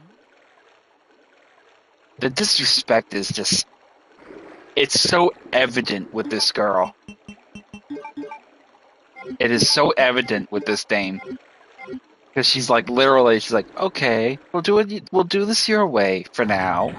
You couldn't even give him she couldn't even give him the due respect of active listening. I mean, you could pretty much tell, right? I mean, you knew she had an attitude. Like, oh, great, I gotta deal with this fucking guy again. So we're gonna go ahead and grab the blue herb, both blue herbs, in fact.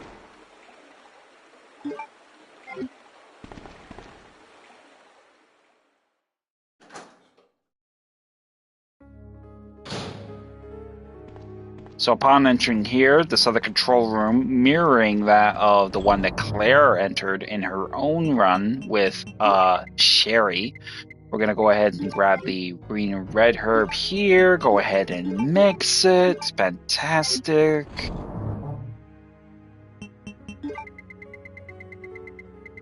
Do the same thing with the other one here.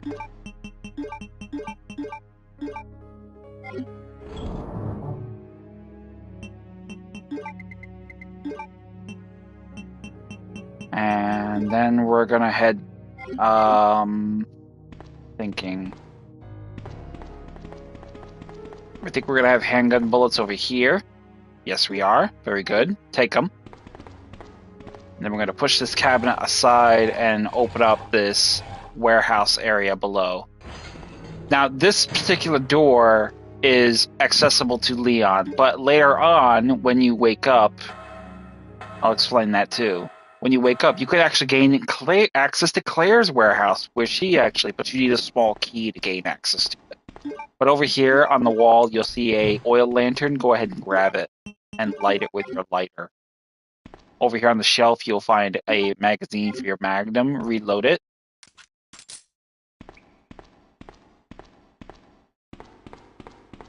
Head around the corner. Another oil lantern will be over here. Go ahead and light that as well. And then grab these shotgun shells from the shelf here.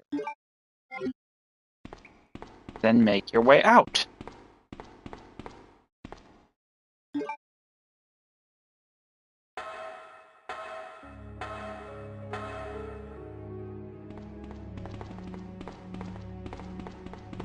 Now we'll drop off our Magnum.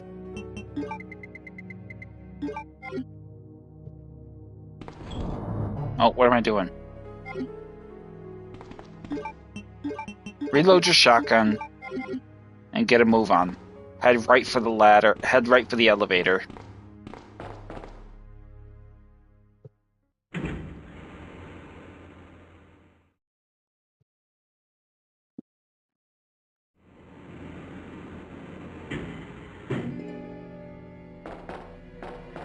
Where we will see Annette. Ada will chase. And Leon will get shot saving Ada's Leon. dumbass. That woman was... I have to talk to her.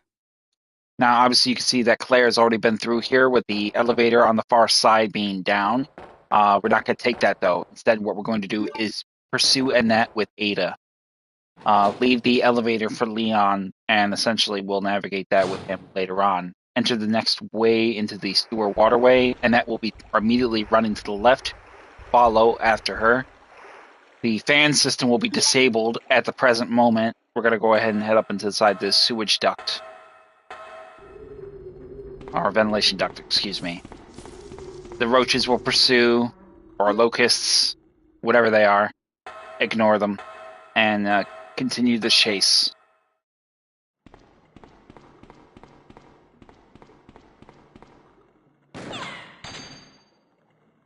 Bitch has got a good aim for a doctor. Don't move. Hit a moving target, Leon, and shot the hand out of Ada's hand. Shot the gun out of Ada's hand. Ada Wong. Ada Wong. I've heard that name before.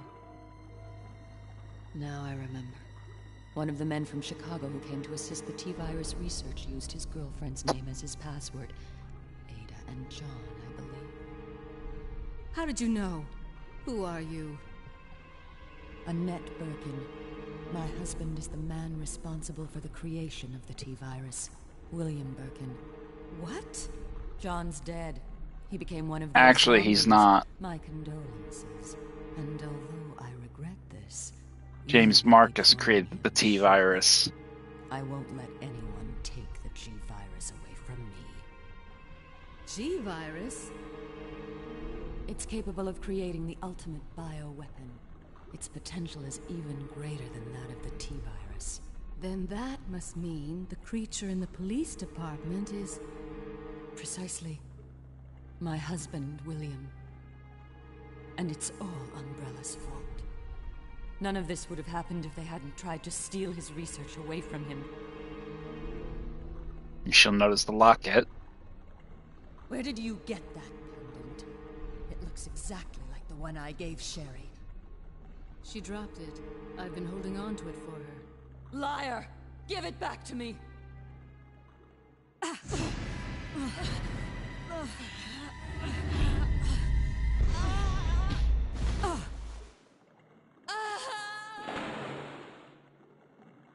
Too bad.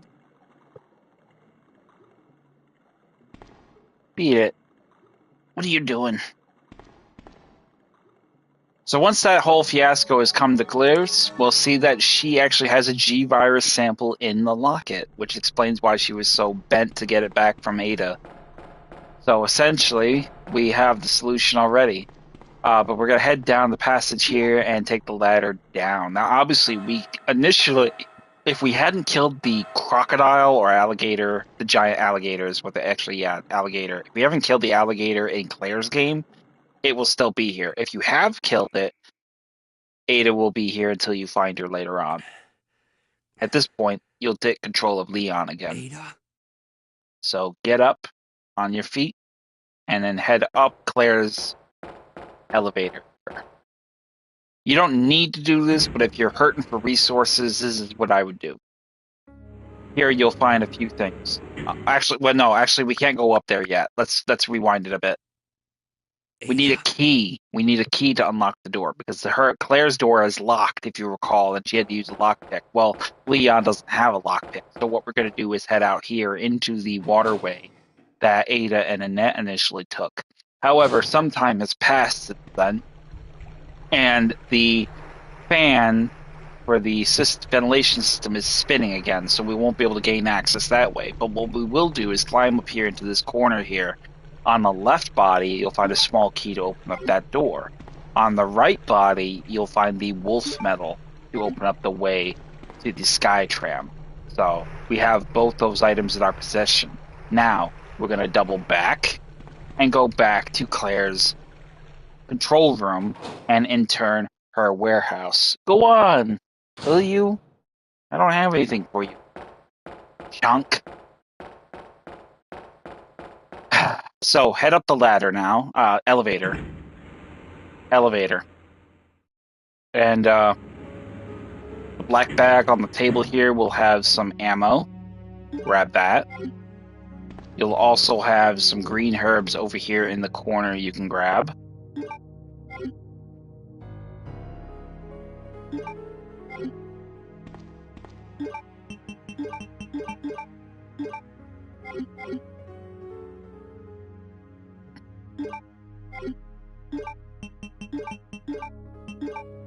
Now, if you really are hurting for blue herbs, you can also grab the existing 2 blue herbs that essentially were outside of Claire's control room door entrance coming down here into the sewer area. That obviously will not be something you can really go about, worrying about too much. But down here you'll find a Magnum magazine. You'll find a zombie lying in wait. Go ahead and drop them. Over here on the bottom shelf, we will get shotgun shells as well. You pretty much go out here, which is where Sherry came in, and that will bring you to really probably a whole lot of nothing. I'm not really even sure. Actually, let's take a look, because I've never been. I don't think I've actually looked. So for the sake of argument's sake, let's just take a look. What could hurt? Take a look and see what we find. I'm going to run this again anyway when I play it on the second scenario, because I want to get that bonus weapon. But heading down here, essentially, you will have pretty much the same location where Sherry dropped in here when she was separated from Claire upon them fleeing Birkin when they got to the sewers area. So we pretty much already knew that from the jump. So there's not really anything there we'll find that we probably obviously wouldn't have found with Sherry. So we're going to go ahead and take a look at the next passage with let's see where Claire's takes us. I'm actually curious. I don't think I've ever been here. I can't remember. So, for the sake of it, we'll just go and take a look. Oh, we got zombies. Awesome.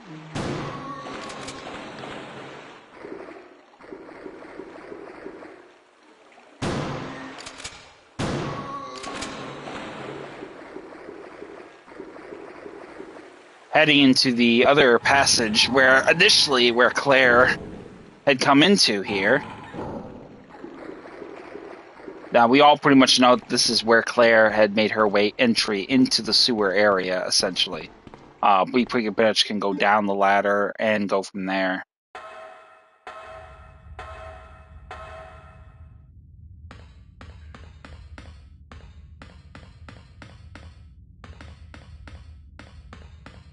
And I think this is also where we find Chief Irons dead as a doornail as well. Yep, good old Chief Irons. And I don't think you find much of anything else beyond the scope of this present placement, so...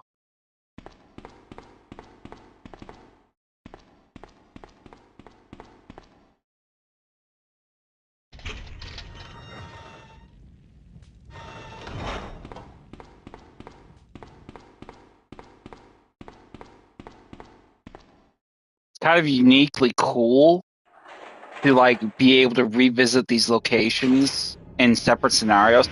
This is the biggest thing that I had a criticism for Resident Evil 2 Remake, though, because essentially by not doing the alternative scenario playthroughs, you essentially cut a tremendous corner of the game's core point, and it just frustrates me to such a degree. It really did. It pissed me off so bad because you cut so many corners going about doing that, and it didn't make sense. It didn't make sense at all. Replayability would have been next level with the remake if you did not cut the scenario system. Okay? I mean, you did really cut it, but at the same time, it really didn't play out any different, you know? And I think that's the thing that really kind of irks me with the remake, not really having the scenario system it initially had. I mean, yeah, you had scenario. I mean, once again with, once again was. I mean, I guess you could call it that, but it wasn't like this where you could revisit areas that essentially you didn't have it. I mean, you basically took the same goddamn path. You just went about it very differently in scope. I mean, there wasn't really anything laterally different about it. And that was my biggest complaint with the remake of 2. My other big complaint with the remake of 2 was essentially because they took away the extreme battle mode, which essentially we will unlock at a later point in the game. But that was another big point, and that was a very exciting point, and I was really looking forward to playing that. Just like with the Mercenaries, Resident Evil 3 remake. I mean, these are all relevant details. I can't wait to play OG3 with you guys, because essentially it's going to show such a huge amount of differences that are glossed over, in my opinion, of the classic versus the remake. I mean, I still love the remake. I'm not shitting on it, but you could have did better. I'm sorry, but you could have did better, and you didn't. God knows why. But enough of my on my soapbox. We're gonna head back down the elevator and let's find Ada. Oh, wait a minute. Actually, we gotta grab one more thing. We gotta grab the valve handle, specifically for the purpose of getting the making our way through the sewers easily and effectively. So we're gonna need the valve handle. So grab the valve handle before you leave the storage area and go on searching for Ada. So once you get on the elevator, Claire's elevator, I should say, head out the way you came. Now, obviously, we can't really follow after Ada and Annette through the ventilation system. It's active. They went to the left. We are going to go to the right as we drop down. Now, in here, we'll have 2 spiders in this area and the neighboring area.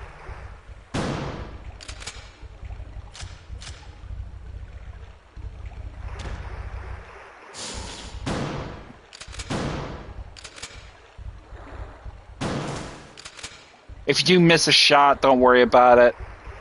We're not going to really worry about the spider too much in this area. I just wanted to kill one. But the spiders here we do need to kill. Because if we're going to get through here without a problem with Ada and use these items, we need to do that.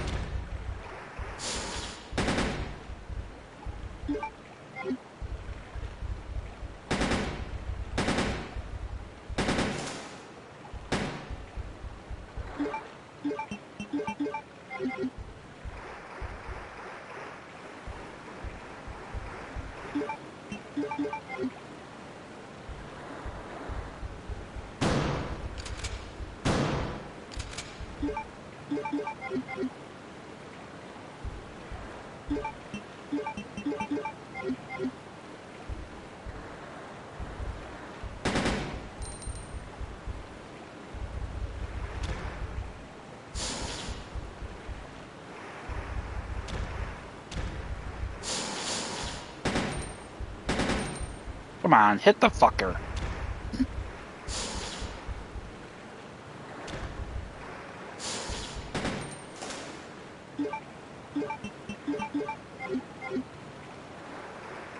So once we drop the spiders in this room, we're going to use one of the medals. We're going to use the wolf medal. We'll get the eagle medal from the sewer manager on the upper level once we get there. But we'll head through the double doors, essentially following the same linear path that Claire took in her own way. So head over here, use the valve handle to gain access to the other path by lowering the turntable walkway.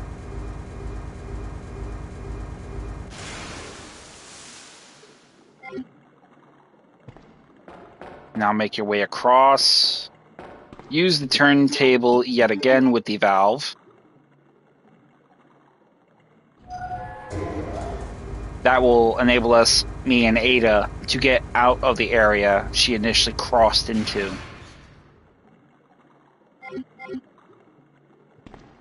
Grab the green herbs, mix them. Grab the shotgun shells over there as well.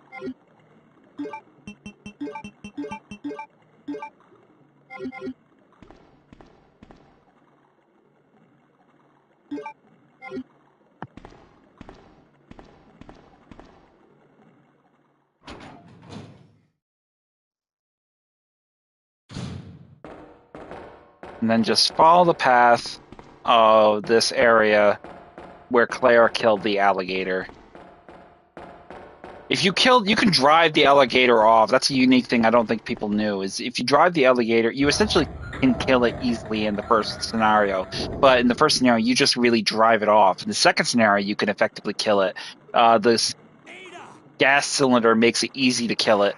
But if you get to the far back passage, you essentially can kill it right there between the combined damage it took from A scenario character, and you can kill it effectively from that to the B scenario character. I'll show how that works in the next time I play with Leon A and Claire B. That's 2 I owe you. Don't mention it. I just found out. John's dead. What? Never mind. Let's just get out of here. The sooner the better. Get out of here, you donkey.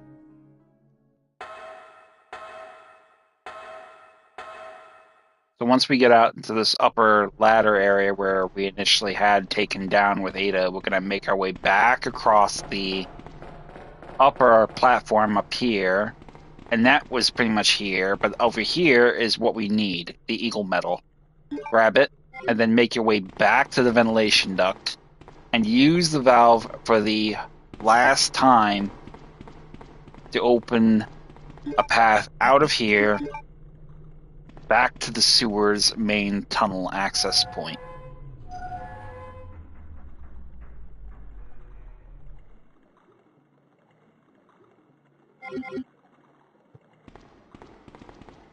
Climb the ladder into the ventilation and then make your way through.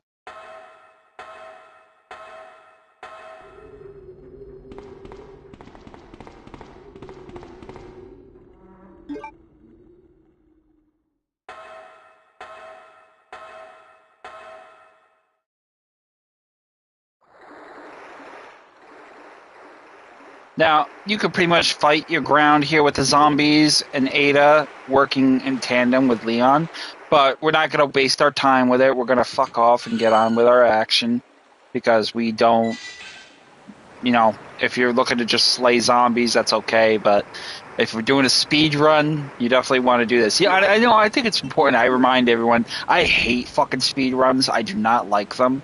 I think it's incredibly... I don't knock people who can do it. I know I can do it. I just don't like doing them because it takes away from my favor of enjoying the game. Speedruns are essential in the OG versions of games if you want the bonus weapons. And that's probably the only reason I really tolerate them, because completing it as fast as possible is essentially the best course to getting powerful weapons and even more powerful items along the way. Especially in that. So head over here to the console and recall the tram that Claire and Sherry took, and it will come back to this docking point for Leon and Ada. I definitely need to shave. My face is itchy as shit. Yeah. So So once we get here, head on in and grant access to the tram.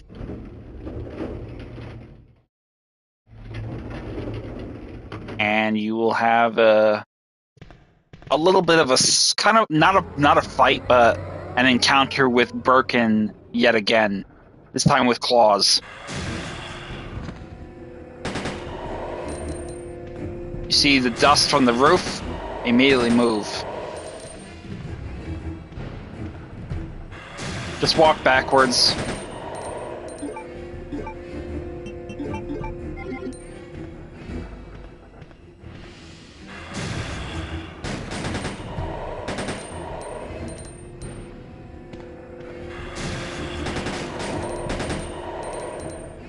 And that'll be it. She took off one of his claws.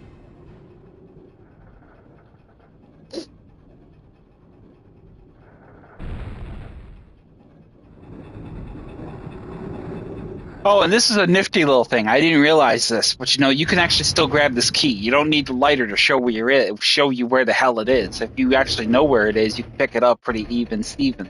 So I actually left it behind in scenario A for no reason whatsoever, because I actually could pick it up anytime. So head over here, and you can actually grab it and use it, which is good, because in Leon's game, we are definitely going to use it, because that gives us some parts for the Magnum that will make the Magnum an absolute monster of a weapon. So once we gain access to this area here, we're going to immediately engage the zombies here.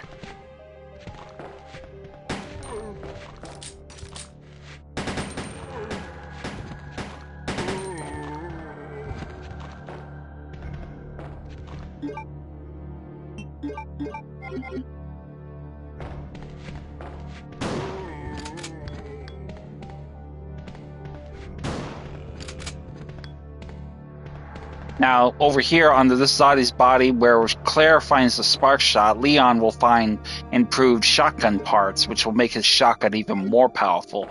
We're going to use the last 3 shells in the shotgun before we put them on. Then we can get a whopping additional 7 shells, an incredibly powerful, and incredibly powerful blast radius of the shotgun itself. So let's go ahead and do that right away.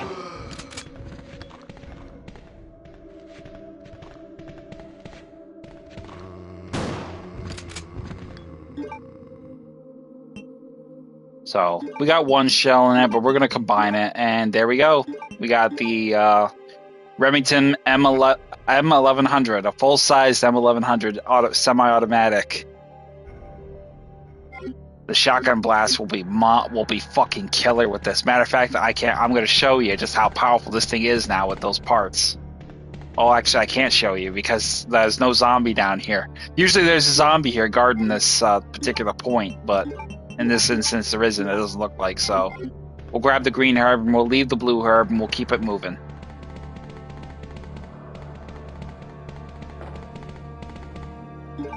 So immediately ascend the ladder to the control room to the turntable. We finally arrived. There must be something hidden here. Now, Ada will be tinkering with the controls to sort of try to get the turntable operating. While she's tinkering with that, we'll head outside and see about looking for the key or something to essentially get it working ourselves. So drop off the valve, drop off the lockbox key, go ahead and drop off your handgun and your handgun ammo. You're not going to need it at this point. And go ahead and grab the Magnum and also the Magnum ammo. And then over here on top, you'll find also additional shotgun ammo and Magnum ammo.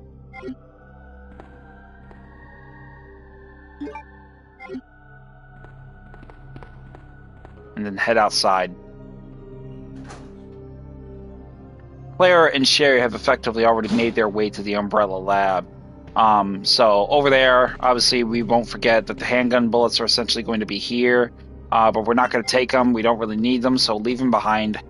But we will go over here, the map on the wall, but take the small elevator down, and this will essentially enable for us to gain access to the control room and gaining the turntable to come back up to us so we could take it down ourselves. So, security camera there will be a very unique point that you want to pay attention to. So over here, grab the control panel key for the turntable, access security camera feed over here. And here comes the tyrant again around the corner from us. You just gotta mosey on up to the camera, and then he's gonna look at it like, how dare you stare at me, and then with a double-handed fist destroy it. Now we will go around the corner.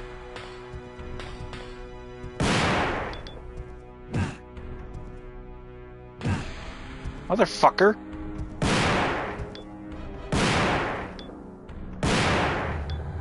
Four shots in the shotgun should essentially be all it takes. 3 shots in the Magnum. With a fully upgraded shotgun, it's like... It's about as fresh as it gets. So, once you go ahead and get that, grab the shotgun shells off his body, and then just get back to Ada.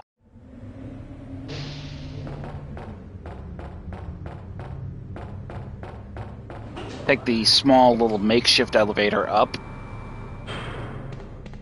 and then head back to the control room.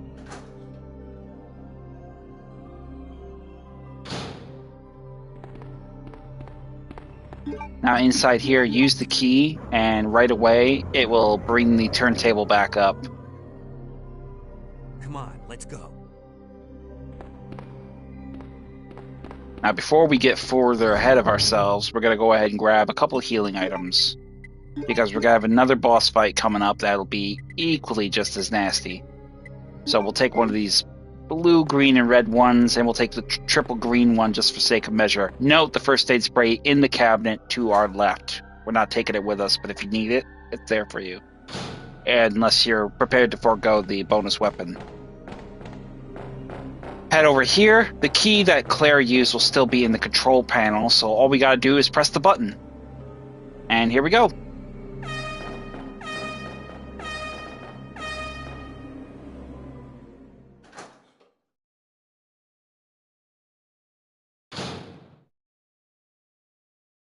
We'll skip the cutscene because we already know what it does. But we will be attacked again by Birkin, who will immediately attack Ada. Ada, can you hear me? Come on, snap out of it. Now, with her unconscious, we obviously know that she is not going to be of any good to me to help fight this fucker. Inside the bathroom, we'll find some Magnum bullets. We'll go ahead and take those.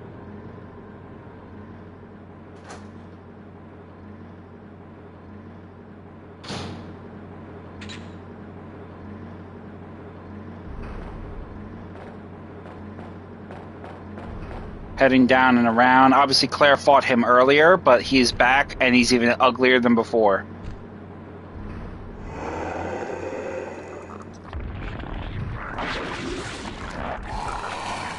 And he'll grow bigger.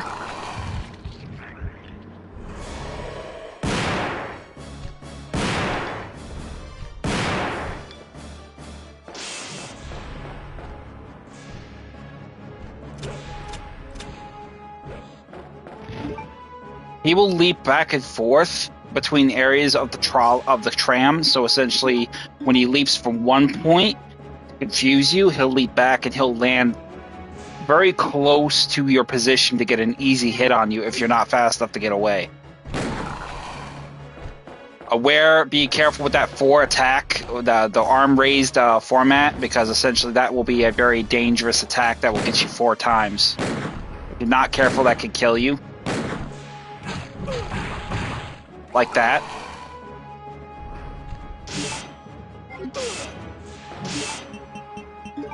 And as you can see, it almost killed me right there, but thankfully I was out of harm's way. Now he'll run away like a bitch, jumping on the thing and holding on and then getting away. but that will basically be it. A couple shots from the shotgun, a couple shots of the Magnum, and that'll be it. But you saw just how damaging his attacks were, especially when he gets that force swipe attack on top of the two big, huge attacks. It's enough to put you down to danger. So be on your guard and always carry health items with you in the event you think you get cornered. I shouldn't have ran to the corner. That's on me. But so now that the thing is overheated, it needs to stop because it took 2 trips already. Welcome back. Ada will wake up, and you'll have this cutscene Take with it Leon. easy. We're inside Umbrella's secret lab. I'll go find something to treat that wound, so just rest here in the meantime. But I'll only slow you down with these injuries. Go. Save yourself. Is it just me, or does everybody always ignore what I say? I told you, it's my job to look after you. But I kind of like that because he's not wrong. Claire, I know I've only known you Ada, for a short period of time, Ben, but I really enjoyed Sherry. being with you. I know I'm not capable of caring about anyone, but I don't want to lose you. We're leaving this place together. Wait here for me. I'll be right back. So we're gonna go out to now. We're kind of at some point of a half point. So this is strictly an area for the B scenario characters. So regardless of who's playing, Leon B or Claire B, this is essentially where you'll end up in this particular scenario. This is what I'm referring to with my complaint with the scenario differences in the Resident Evil 2 remake. We didn't get this area. We didn't get this encounter. We essentially had it kind of I wouldn't say stolen, but it wasn't a part of the remake. And I think it's a huge injustice to the credit of the original. I mean, I'm sure I'll get, flack for that because of the simple fact that it is ultimately in some fashion or another basically against the grain of that fact, but it is essentially the point of everything is basically to sort of encapsulate everything that was concurrent and present with the remake. And there's just some things that they cut from the remake. The same thing with 3. They cut more from 3 than 2 altogether, which I am, I said it before and I'll say it again. I'm very, very upset about that. I mean, I think it's a huge insult to the player base as a whole. I mean, they could have taken it so much further if they had vision and a sense of initiative. But for whatever reason, somebody at Capcom somehow in their mind thought, they don't really want that. Hello, yeah, we kind of do. You don't need to be that fucking quirky to be good with a remake. I mean, you just stick to, you take what you had that made it great in the first place, and you smash it over with material of current gen hardware. It will sell. You will make shitloads of money. And I think they got the message because, as I understand it, Resident Evil 9 has become quite the success, and I am really tempted to buy it. I am going to admit I cheated, and I looked up some of the details already. So I kind of know some of the story elements, and I really shouldn't, but I don't really get hung up on spoilers that much. But the fact is I mean, you got people calling, it's a masterpiece. You got votes coming in, it's a masterpiece. You got some people saying it's game of the year, or it's one of the scariest Resident Evil games of all time. So, I mean, I think it's just one of those. It goes to show that if you take a simple thing and you run with it, it can work. It can. You don't need to be that quirky. You don't do anything special. Over here on this body, once you push down this box in the boiler room, it says investigate a report on the P Epsilon gas. This report demands immediate attention. The P Epsilon gas has been proven capable of incapacitating all known BOWs. As such, it has been designated for emergency usage in the event of a BOW escape. Reports based upon data collected during prior incidents indicate the potential for negative side effects. The P epsilon gas has been proven to weaken BOW's cellular functions. However, prolonged or repeated exposure will result in the creation of adaptive antibodies to the agent. Furthermore, some of the species have been observed to absorb the P epsilon gas as a source of nutrition and use the toxins extracted against anything perceived as a threat. Use of the P epsilon gas should be severely limited to extreme cases only. We strongly request the authority to re-evaluate the P epsilon gas deployment system. We would like this re-evaluation to take place immediately. Second R&D room security team. That must be the BOW gas we use as Claire.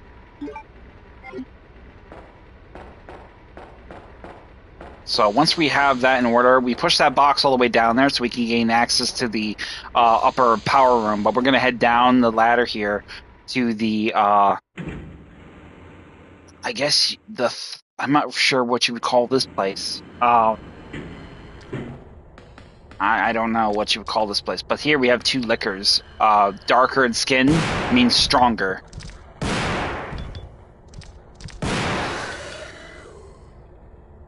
Dropping both of them will make it easier.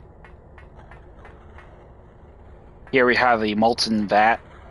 It's a very bizarre. I don't know. This is essentially the power for the elevator here that we need to turn on. So it looks like the switch to turn on the elevator. So with the power restored on the elevator, we can essentially take the elevator now back to the upper level. Since we got into this area, the battery for the turntable got reactivated, and Ada was taken with it down to the furthermost reaches of the lab.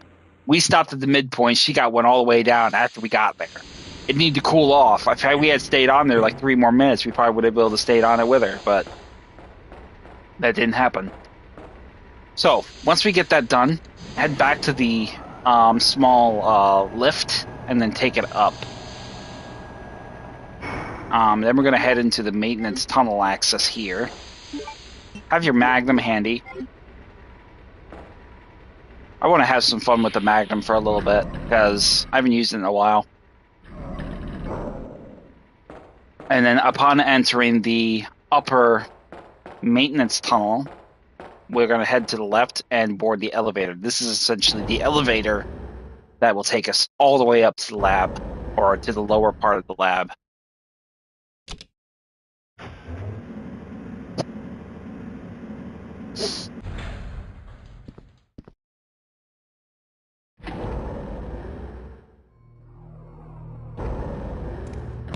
Immediately drop the zombies here.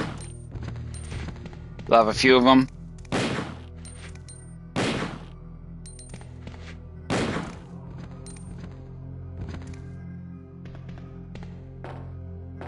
Ada will essentially be gone from the turntable, but we will check it out anyway.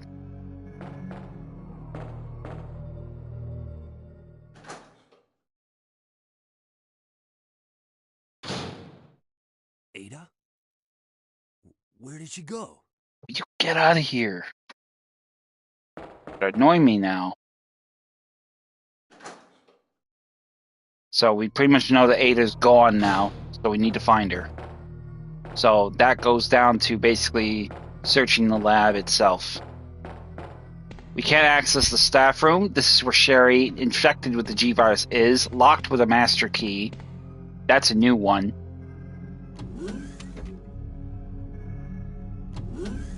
So entering the main spire of the lab, we need to get power restored. Another thing that Claire has done, but we need to redo it. Very perplexing. So, needless to say, we're going to head to the cold storage room and get the main fuse to get power restored to the lab.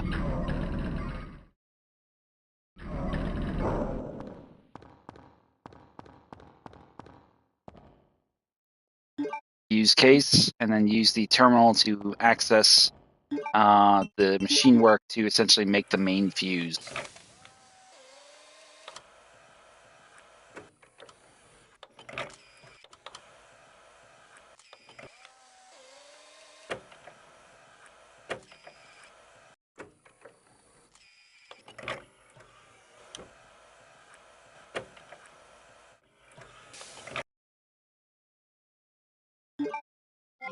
So once we have the main fuse, head back to the central spire and get the power restored to the lab.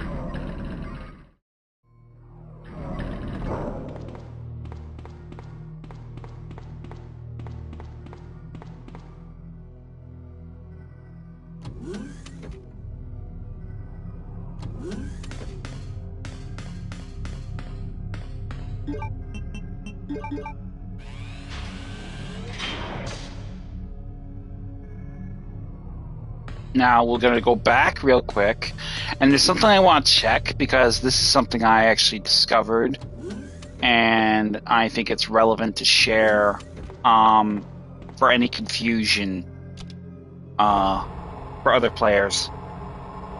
Okay, so now that we actually have the security password installed for Claire from the first playthrough, scenario A, if you recall correctly, Claire had to put in the password guest and add her fingerprint identification for that. Now, the same thing applies with Leon. So essentially, we need to do the same thing. Now, this door is halfway unlocked. The yellow light indicates it's halfway unlocked. We can unlock this again. We can unlock this fully by doing Leon the same deal. So essentially, we're going to need to gain access to that computer terminal, and we're going to have to do the same exact thing that we did for Claire. So we're going to get into doing that right here pretty soon. So once we've done that, head on through to the central area to the right, and we're going to head to the lab dormitories to the right first.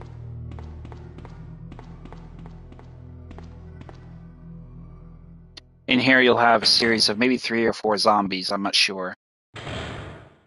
3. 1, 2, 3. And that'll take care of that.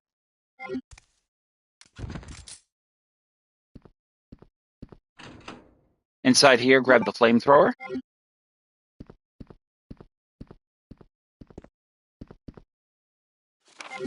Use your registration. You'll need to gain access to that terminal. And also the laboratory security thing. And not relevant, but important nonetheless. Grab the lab key card and then head on through the ductwork that essentially is now clear of the vines that was essentially here in the first place. Ready your shotgun? Drop the liquors.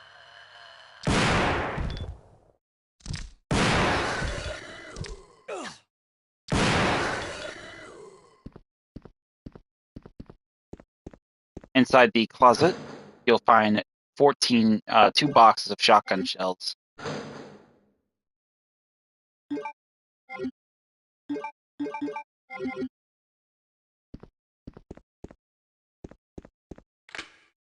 Unlock the door.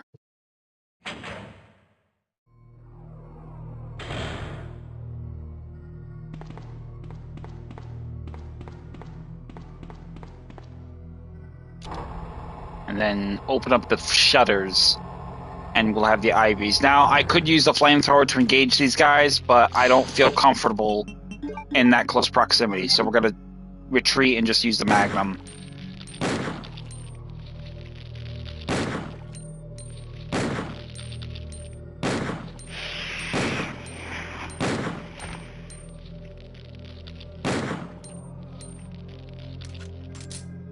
Oh shit, I didn't want to reload.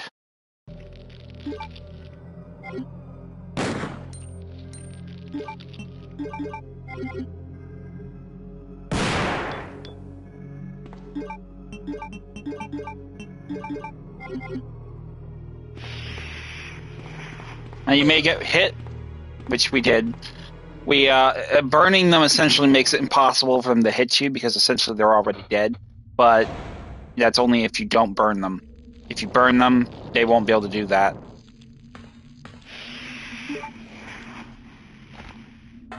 I don't want to reload my Magnum because essentially we want to get those weapon parts to get the free Magnum reload that is customary with getting weapon parts for the gun itself.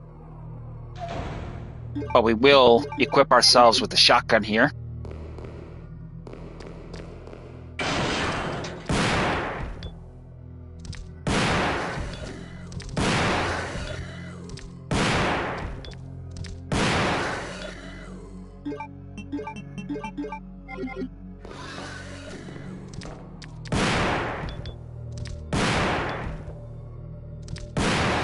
Down, boy. We'll use the green herb just to get that out of our inventory, and we'll just keep it moving.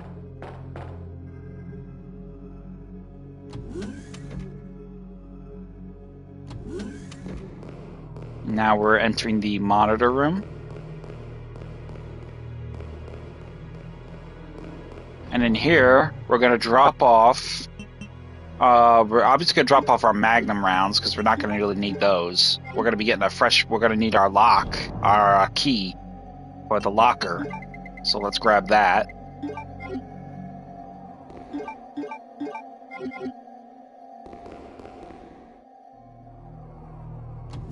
And then the next thing we do, first thing was we're gonna head to the right and put our fingerprint registration in that information space. You'll have a bunch of these little maggot things falling from the ceiling. Just immediately use the key card and head through the door, so none of them fall. I never think I've ever had any of them fall on me. I don't know what they do. But in here, kill the moth. Burn it. Easy work.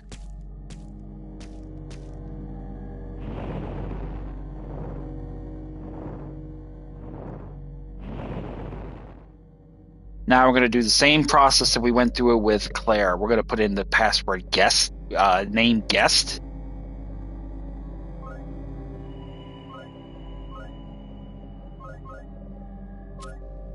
Register your fingerprint, Leon's fingerprint.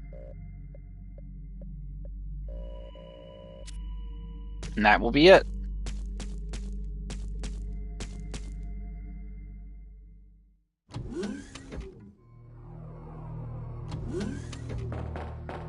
Now run on through, ignore the maggots falling from the ceiling.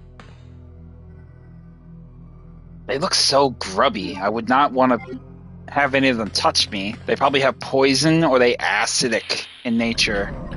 Anything creepy crawly that looks like a botfly, I wouldn't want to have touch me. I mean, there's just something incredibly disgusting about a botfly looking organism that looks like it's infected with the virus. So use the weapon parts and then get the magnum parts out of the locker. Then combine them to get the custom magnum, which essentially is a 10-inch barrel extension, which gives it incredibly powerful kills at this point. So it's pretty much like it's going to be a one-hit wonder at this point. I mean, that is a guarantee. I promise you, it's going to be a one-hit wonder.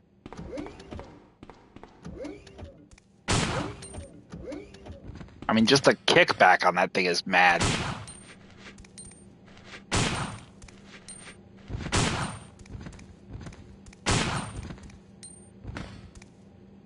Oh, you see, I would love to have a weapon of infinite ammo with this. This is fucking mad. And you know, the other thing that I think that would make it even better is if you could put like a scope on it, because I do remember in the game Metal Gear Solid: Guns of the Patriots, Meryl Silverberg had 2 signature weapons, and they were both magnums, if you could believe it. Tiny little redhead like her, and she's using a big goddamn gun like that. She had a regular magnum, and then she had like the long barrel magnum with a scope on it, and it was just like, what in the hell would a tiny little thing like you want with a weapon that's like practically bigger than a man's social security number? I'm sorry, that's just... I mean, you're overcompensating there, girl. So we're gonna go ahead and just put away...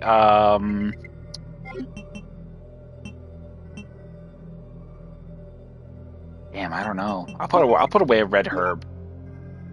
I gotta grab a green herb anyway.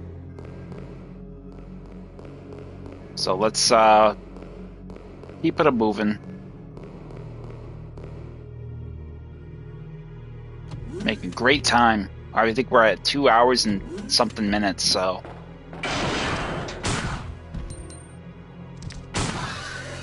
Two shots is enough to drop a hunter.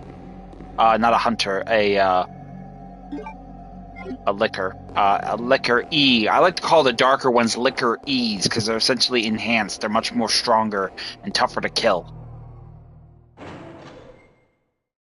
So once we get out here, we're gonna head up the ladder again. We're gonna go use the lab key card on a couple of more areas before we get back to the power room. We essentially need the power room key to gain access to the power room. That is essentially where we need to go for the next segment of our game to continue. But for right now, we're gonna just keep it moving with this. Use your flamethrower. Be ready for the IVs. Burn it.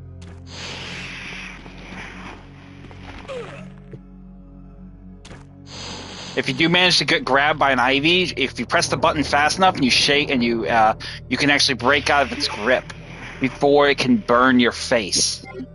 That's essentially what it's trying to do. It can poison you, essentially. So I mean, if you can press the buttons fast enough, you can break the grip before it even gets the attack to land.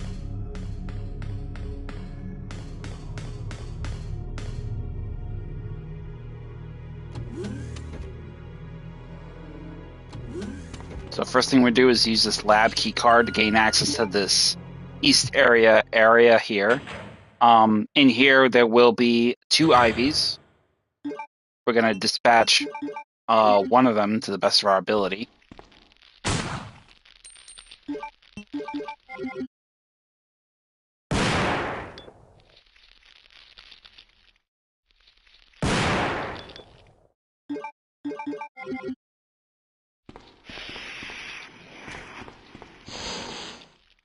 Turn on the light.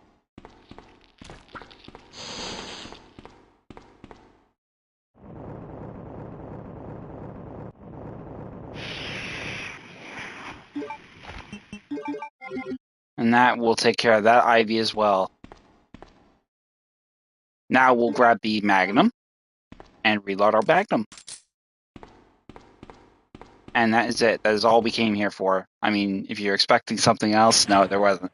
But the cool thing is we're right by the door now to access the other room, which is really what we want. So we're going to go ahead and get ourselves in here.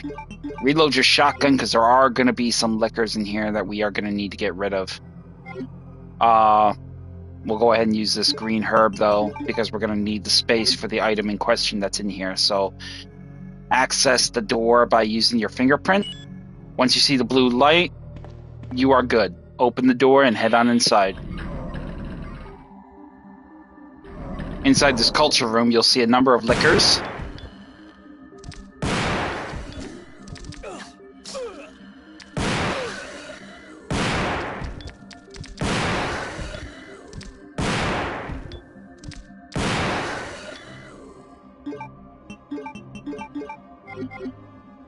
And then basically that is pretty much going to be, it looks like the remains of a failed experiment.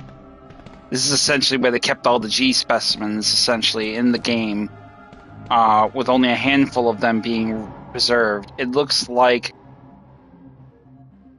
something, I can't read it because my camera's in the way. Some case to transport some important chemicals, but there's nothing inside. Now this is an interesting thing. This is essentially a throwback to Resident Evil Outbreak, where Monica took G samples, and this is essentially where she got them from, allegedly. So that's actually a kind of signature thing. But over here on the UBCS member's body, we'll have a brand new machine gun magazine. So if you used up all of your machine gun ammo, you get a fresh magazine right here for it. Mind you, we haven't used up our machine gun ammo, but this is essentially where you would get it. Hence why I always give the second scenario character the machine gun, because in the second scenario, they're going to be able to use it. That's not the case in the other way, so hang on.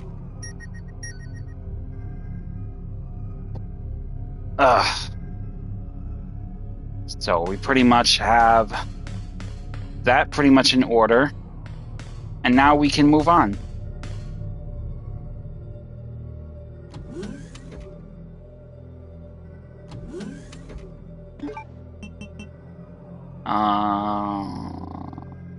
Oh yeah, that's right. No, I'm going the wrong way. I got brain fart for a minute there. So we're not going to go that way. We're actually going to go back to the main elevator and head back to the boiler room / power room, whatever you want to call it, and use this power room key. So head back to the main elevator here, and we're going to head back to the power room area.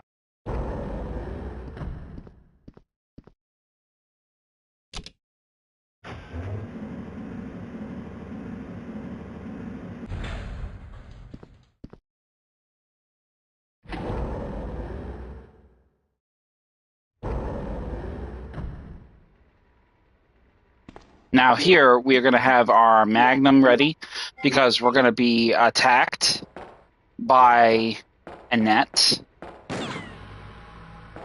You murdered Bitch, I've had my enough of you. husband. I know what you're looking for. Your husband, the one who's going to rip you apart in about 10 minutes from now? Never take it from me. This is my husband's legacy. Your kid was his legacy. You remember your kid, right, Sherry? The one you infected? You know who I'm talking about. What? You really don't know anything, do you? You're so gullible. She's one of the operatives sent here by the agency. The only reason why she came here is to obtain the G-Virus. That's a lie. No, it's the truth. I discovered this when I did a background check on her. She specifically got close to John and became his girlfriend to get information about Umbrella. That can't be. I know her. Ada wouldn't do something like that. If you don't want to believe it, I don't really care. You're about to die anyway. And there's your reason for the Magnum. That bitch will run away, and of course the tyrant will immediately try to kill you.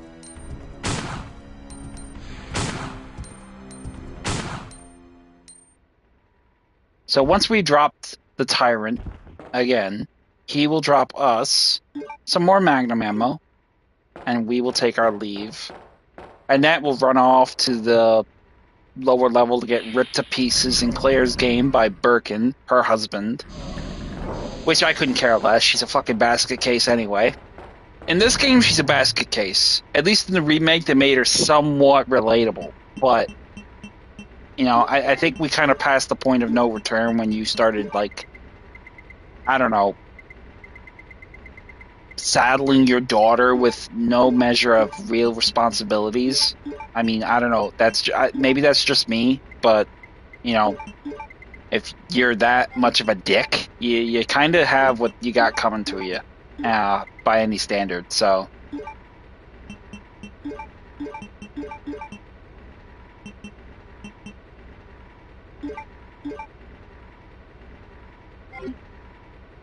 once we get ourselves here, we're gonna drop off all those other items. The flamethrower is pretty much useless at this point, but we'll take the submachine gun, the machine gun ammo, the Magnum. I mean, you don't have to unlock that door if you don't want to, because, I mean, let's be honest. I mean, Leon's got some powerful fucking guns with the shotgun and the Magnum alone, so you probably really don't need the machine gun ammo, but it's for those of you who are, like, really kind of, like, the spray and pray types, you know, so use the power room key to access the power room, and then head on through. And you will be attacked again by the tyrant. This guy's like a fucking salesman who don't say no.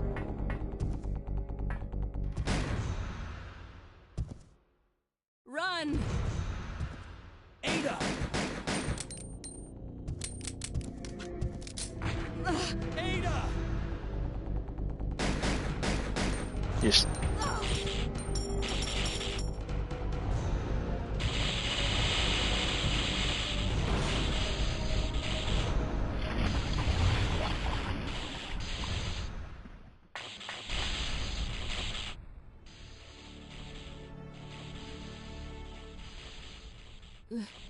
Leon, please, escape. No. We're a team. I can't just leave you behind. I'm just a woman. You fell in love with you. Nothing more.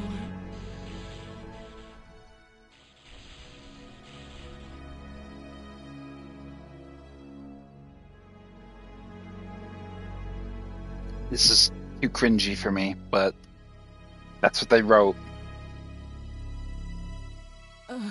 And she'll die. Ada. No.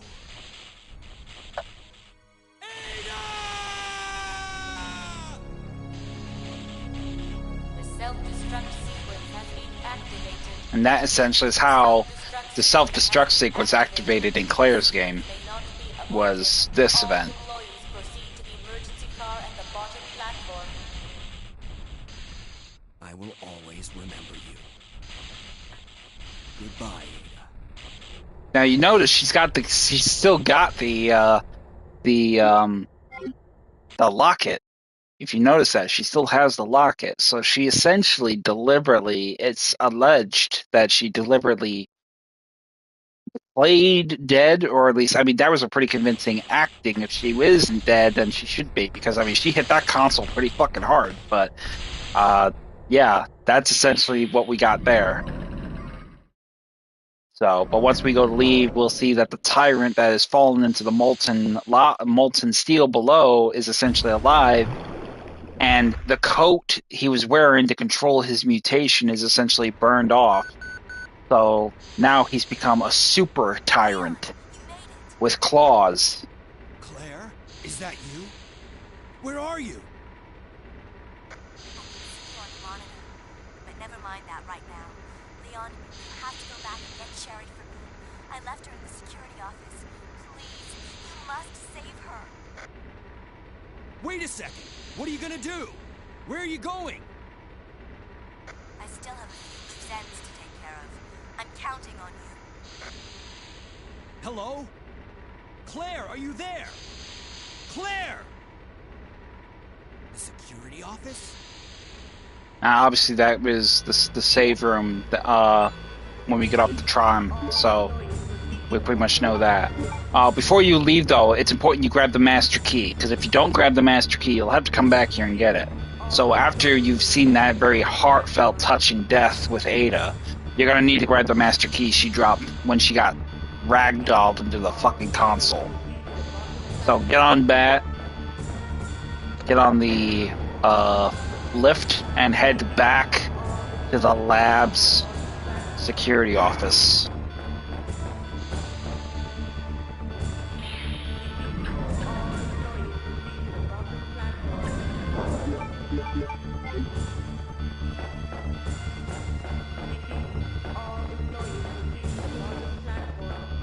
By this point, Annette is dead as well, so we don't need to deal with that fucking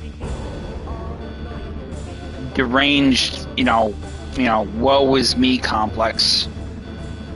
This is my husband's legacy. No, the child you fucking two made was your legacy.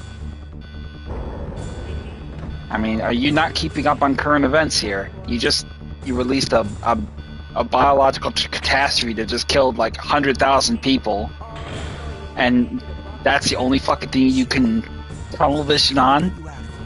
Claire is waiting for you. So Leon will grab Sherry and essentially get her to the train. And while Claire is busy making the vaccine for Sherry and fighting Birkin, Leon will have the responsibility of getting the train working and saving Sherry. So use the master key again to gain access to the emergency platform area.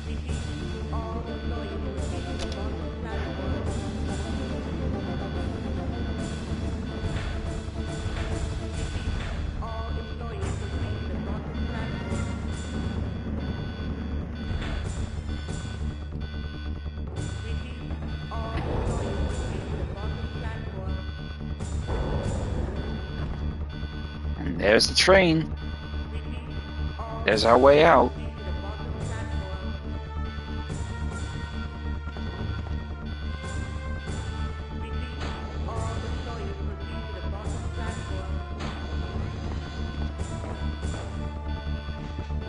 rest here for now. Claire should be back soon. Now, once you've gotten Sherry inside, we're going to head to the back of the train immediately.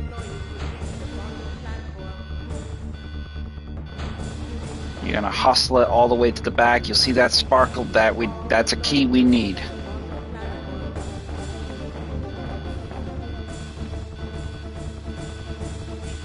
Platform key is what that will be.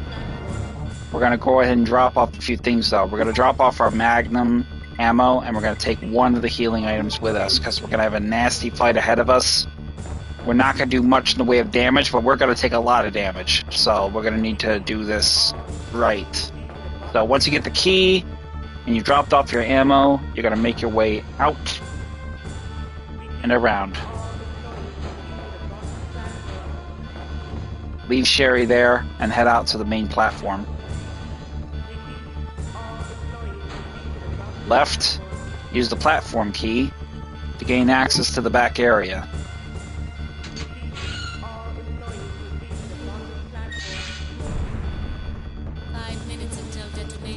Alright, we got 5 minutes. We gotta move.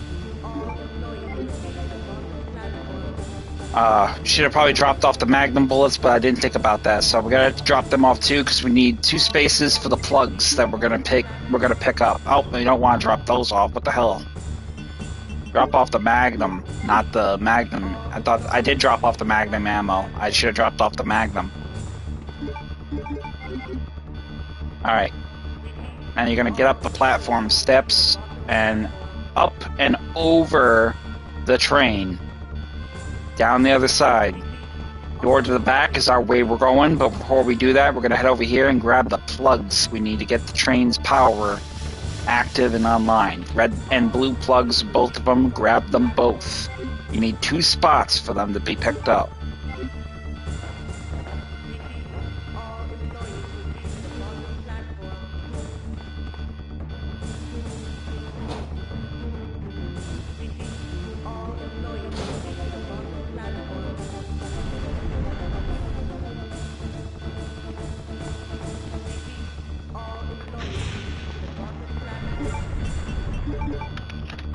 Once you use one, you'll use both.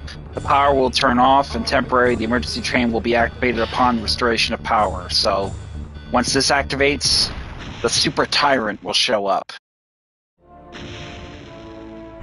With claws. And faster, so you'll want to move really fast.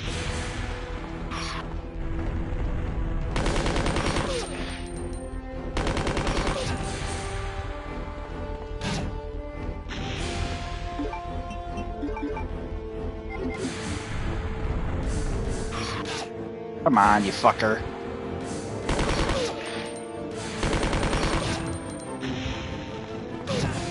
Come on, dude. Oh, damn it. I died. Not happening.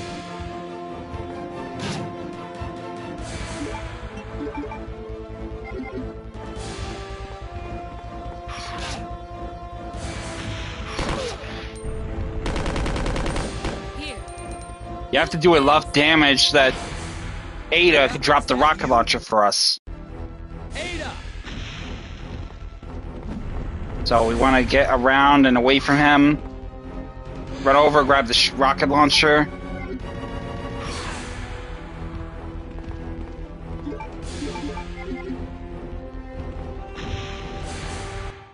Game over.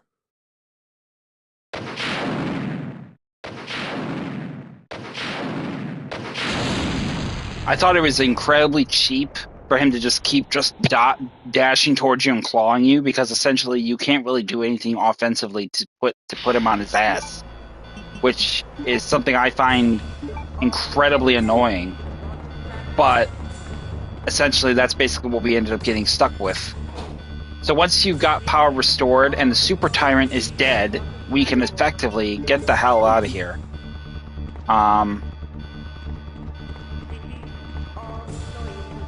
A little bit annoyed that I died, but that's why I kind of like having the rewind feature, because, yeah. Kind of cheap, I admit it.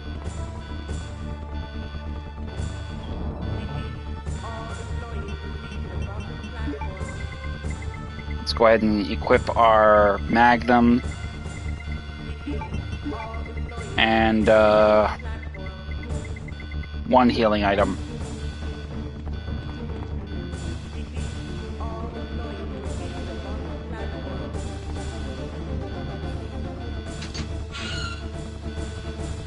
We don't really need the Magnum. We're just gonna use the SMG like crazy.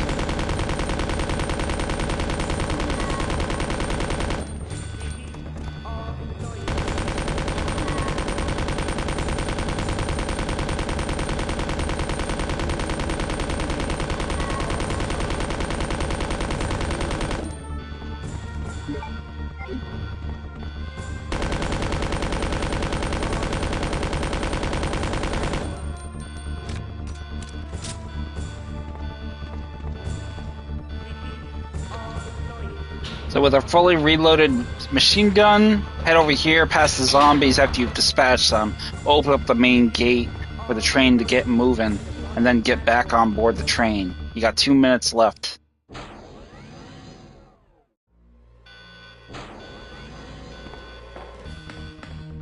Head into the main train compartment and pull the lever. This will get the train moving.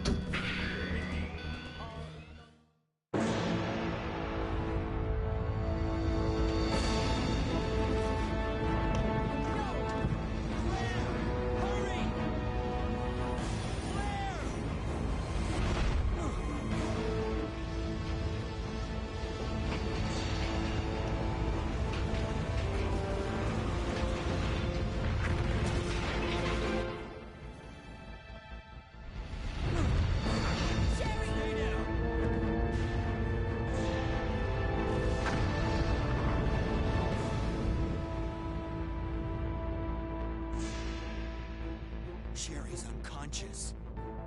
I have the antidote. If I give it to her.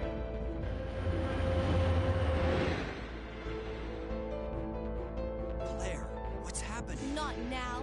Come on, Cherry, wake up. Wake up. Please wake up. Claire? Where am I? It worked! Oh, Sherry. You're gonna be okay. Thanks, Claire. Look at the size of her fucking pupils. They're like huge. No. They're small on these guys, but they're huge on the kid. You're right. This is just the beginning.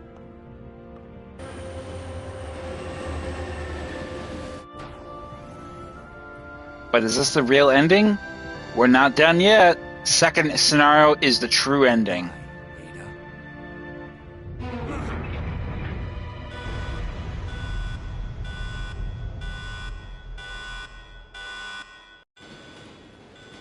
So what the hell was that? So once you gain control of Leon, head back and go back to the others. What was that? Warning. Biohazardous outbreak imminent. The emergency system has been activated. This train will detonate. Repeat, this train will detonate. So we got 2 minutes before the train blows up. No, the door won't open. The train essentially is locked, the door. But what is on board that would make the train blow up?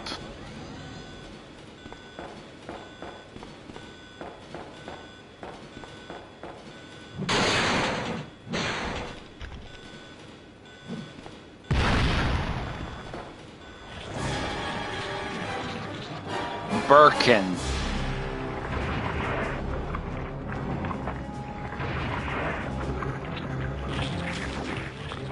It's like it looks like a giant butthole with teeth. I mean, look at that thing. With 2 eyes.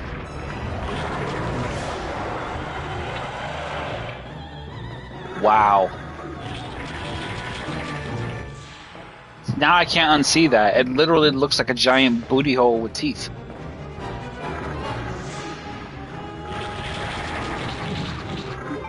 So we're gonna immediately equip our rocket launcher, fire our 1 good rocket.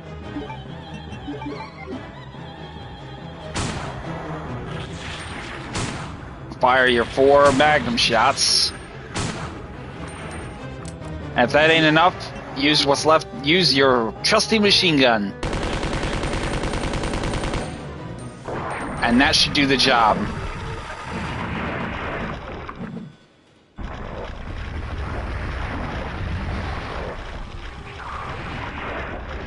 Yeah, it's like, dude, let it go. I mean, how many times? I mean, he's got like this tiny little head up here now with the little eyes. He's got multiple eyeballs all over his head, all over his body. It's just a trip. How much of the machine gun did we use? Like, only 4%. So you really go into this game with way more ammo than you need. I really wish they had a hard difficulty because normal is still too easy. So trying to head back to the train, and that will play the next sequence. Warning, warning. The self-destruct system has been activated. Each train compartment will detonate sequentially. Repeat, each train compartment will detonate sequentially. Claire! Stop the train! I can't. The door to the control room is locked. He's still alive, bro. What is this? Stay back. I mean, I shouldn't be surprised with remake because I mean the remake made it. He made him look even more OP than the original. But even the original it still doesn't surprise me. Leon, where are you? Leon had to go on top. It was that, or he's gonna get eaten. Sherry? What are you doing? We have to stop the train, right? I can do it. But come and get me. I'm right here.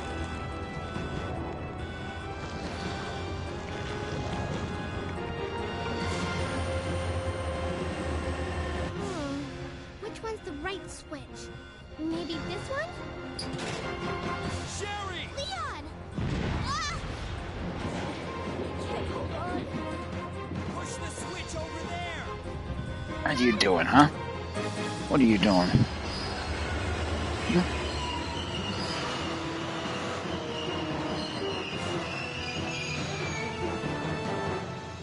Finally, the exit. Are you alright? I'm okay. Got some knotties on your stomach we gotta cut. Claire? Claire! Right here. Claire! I guess we all made it. They just won't quit. Come on, we have to get out of here. Run!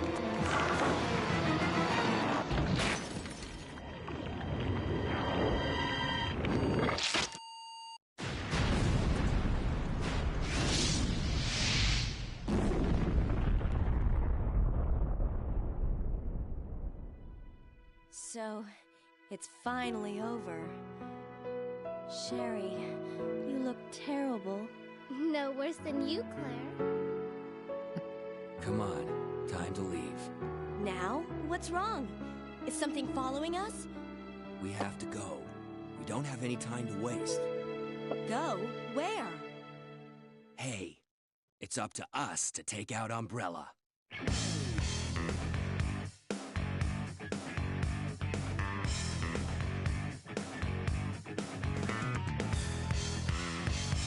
It's got a very 80s/90s vibe with the rock jam. I like that. So, definitely digging it. But that is pretty much the scenario events of Leon. During Claire's scenario, Leon's event was pretty much in that sense. Now, essentially, the scenario B is the true, genuine ending we get. Encapsulating the game at its core. I'm very kind of on the fence about which one is distinctly the 100% true, genuine ending in regards to the Resident Evil 2 OG versions. And for two reasons. First reason is obviously because we know that Sherry is infected and essentially gains the immunity and healing factors from the G virus in her system in the later installment of Resident Evil 6. However, the events with Leon and Ada parting company, it kind of deviates a little bit from the from the material. So it kind of depends on your it really kind of depends on your opinion. I mean, realistically, hence why it's very hard to really honestly say which one is the most authentic, because essentially Leon A and Claire A are both canonically a part of Resident Evil lore. Leon discovers that Ada is in fact a spy, and essentially she forces him to let her fall, seemingly to her death. But at the same time, Claire goes out of her way to cure Sherry of her T virus infection. We pretty much end up getting that pretty much cleared up with the remake. But in the book, it pretty much is determined that both of those are the canonical endings in question. But it differentiates a little bit. I think Leon is essentially the closest thing to a canonical ending that preserves both Ada's story, Leon's events, and Claire and Sherry's infection. Oh, see, we just missed it by fucking 6 minutes. If we had beaten it, if we had moved a little faster, we would have gotten the Gatling gun. I think we got the SMG, though, so... But that's okay. I plan to run that puppy anyway, a hell of a lot faster the next time, so... But yeah, we get the SMG for that. Oh no, we got the SMG and the Gatling gun. Let's go! That's awesome. Now I don't have to run it again. Ah, love it. That's good. So we now have access to the SMG, the machine gun, and the Gatling gun with infinite ammo by beating that game. That is fucking awesome. Absolutely awesome. I think we have to beat it in 2 hours and 36 minutes, though, essentially, to gain access to the extreme battle mode. We didn't unlock that. So I think I probably will have to run it over again. Damn. It doesn't matter, but we at least got it. But you see, it is very much doable. But we're not going to save the game. I'll run that again and I'll get it. Oh, I did get it, motherfucker. Oh, it sucks. Wait a minute. Maybe I can actually rewind that. Yeah, I can do that. Awesome. That is so cool. So let's go ahead and save our game. All right, that's awesome. Now we got the SMG, we got the Gatling gun, and we got the rocket launcher with infinite ammo. That is peak. And we got the extreme battle mode, which essentially what the extreme battle mode is basically you play from the lab, and you have to get to the police station, find bombs, plant them on the train. Here's the thing: you have to make it from the lab through the sewer to the police station, get the 4 bombs hidden throughout the police station, get them back to the train, plant them on the train, then destroy the train, essentially. That's exactly how it works. But you can play as either Leon, Claire, Ada, or Chris Redfield, I think. But that's what that is. So save that in the arranged game mode, and you can play that. A very cool fun mode that is. We also unlock the Hunk, the other scenario, which is playing as Hunk, the 4th survivor of the UBCS security team that attacked Birkin in the cutscene, as you recall. He was the one who was talking. He's like, Dr. Birkin, we've come for the G-Virus samples. He's the one with that really deep, throaty frog voice. So we can play as him now as well. So we'll put that as well in the save. But we'll put that right here in the 3rd slot, because we're going to put Leon A in the 2nd slot. That will be our next team playthrough. And then we also have this secret, which I told you about this. Brad Vickers is essentially a zombie. To get Brad Vickers to appear at the police station, you have to get to the police station without picking up any bullets or ammo or guns whatsoever. So we have to get to the station without picking up any items. Harder to do in scenario A, much easier to do in scenario B.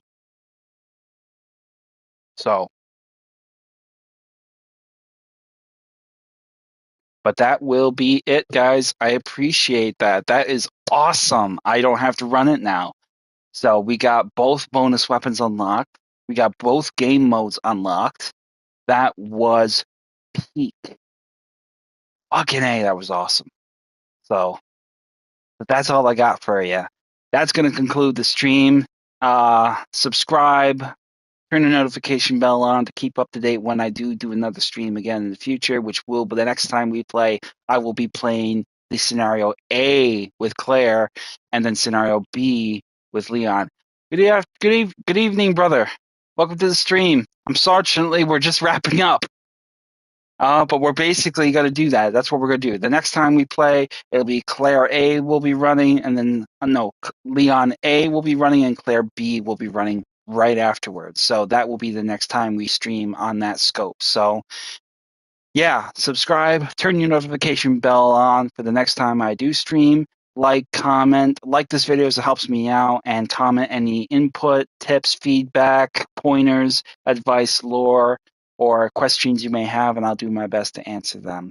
I am Savage Squishy 86, and that is the end of the stream as we continue our live stream playthrough of the OG version from Resident Evil to the OG, and I will see you guys next time.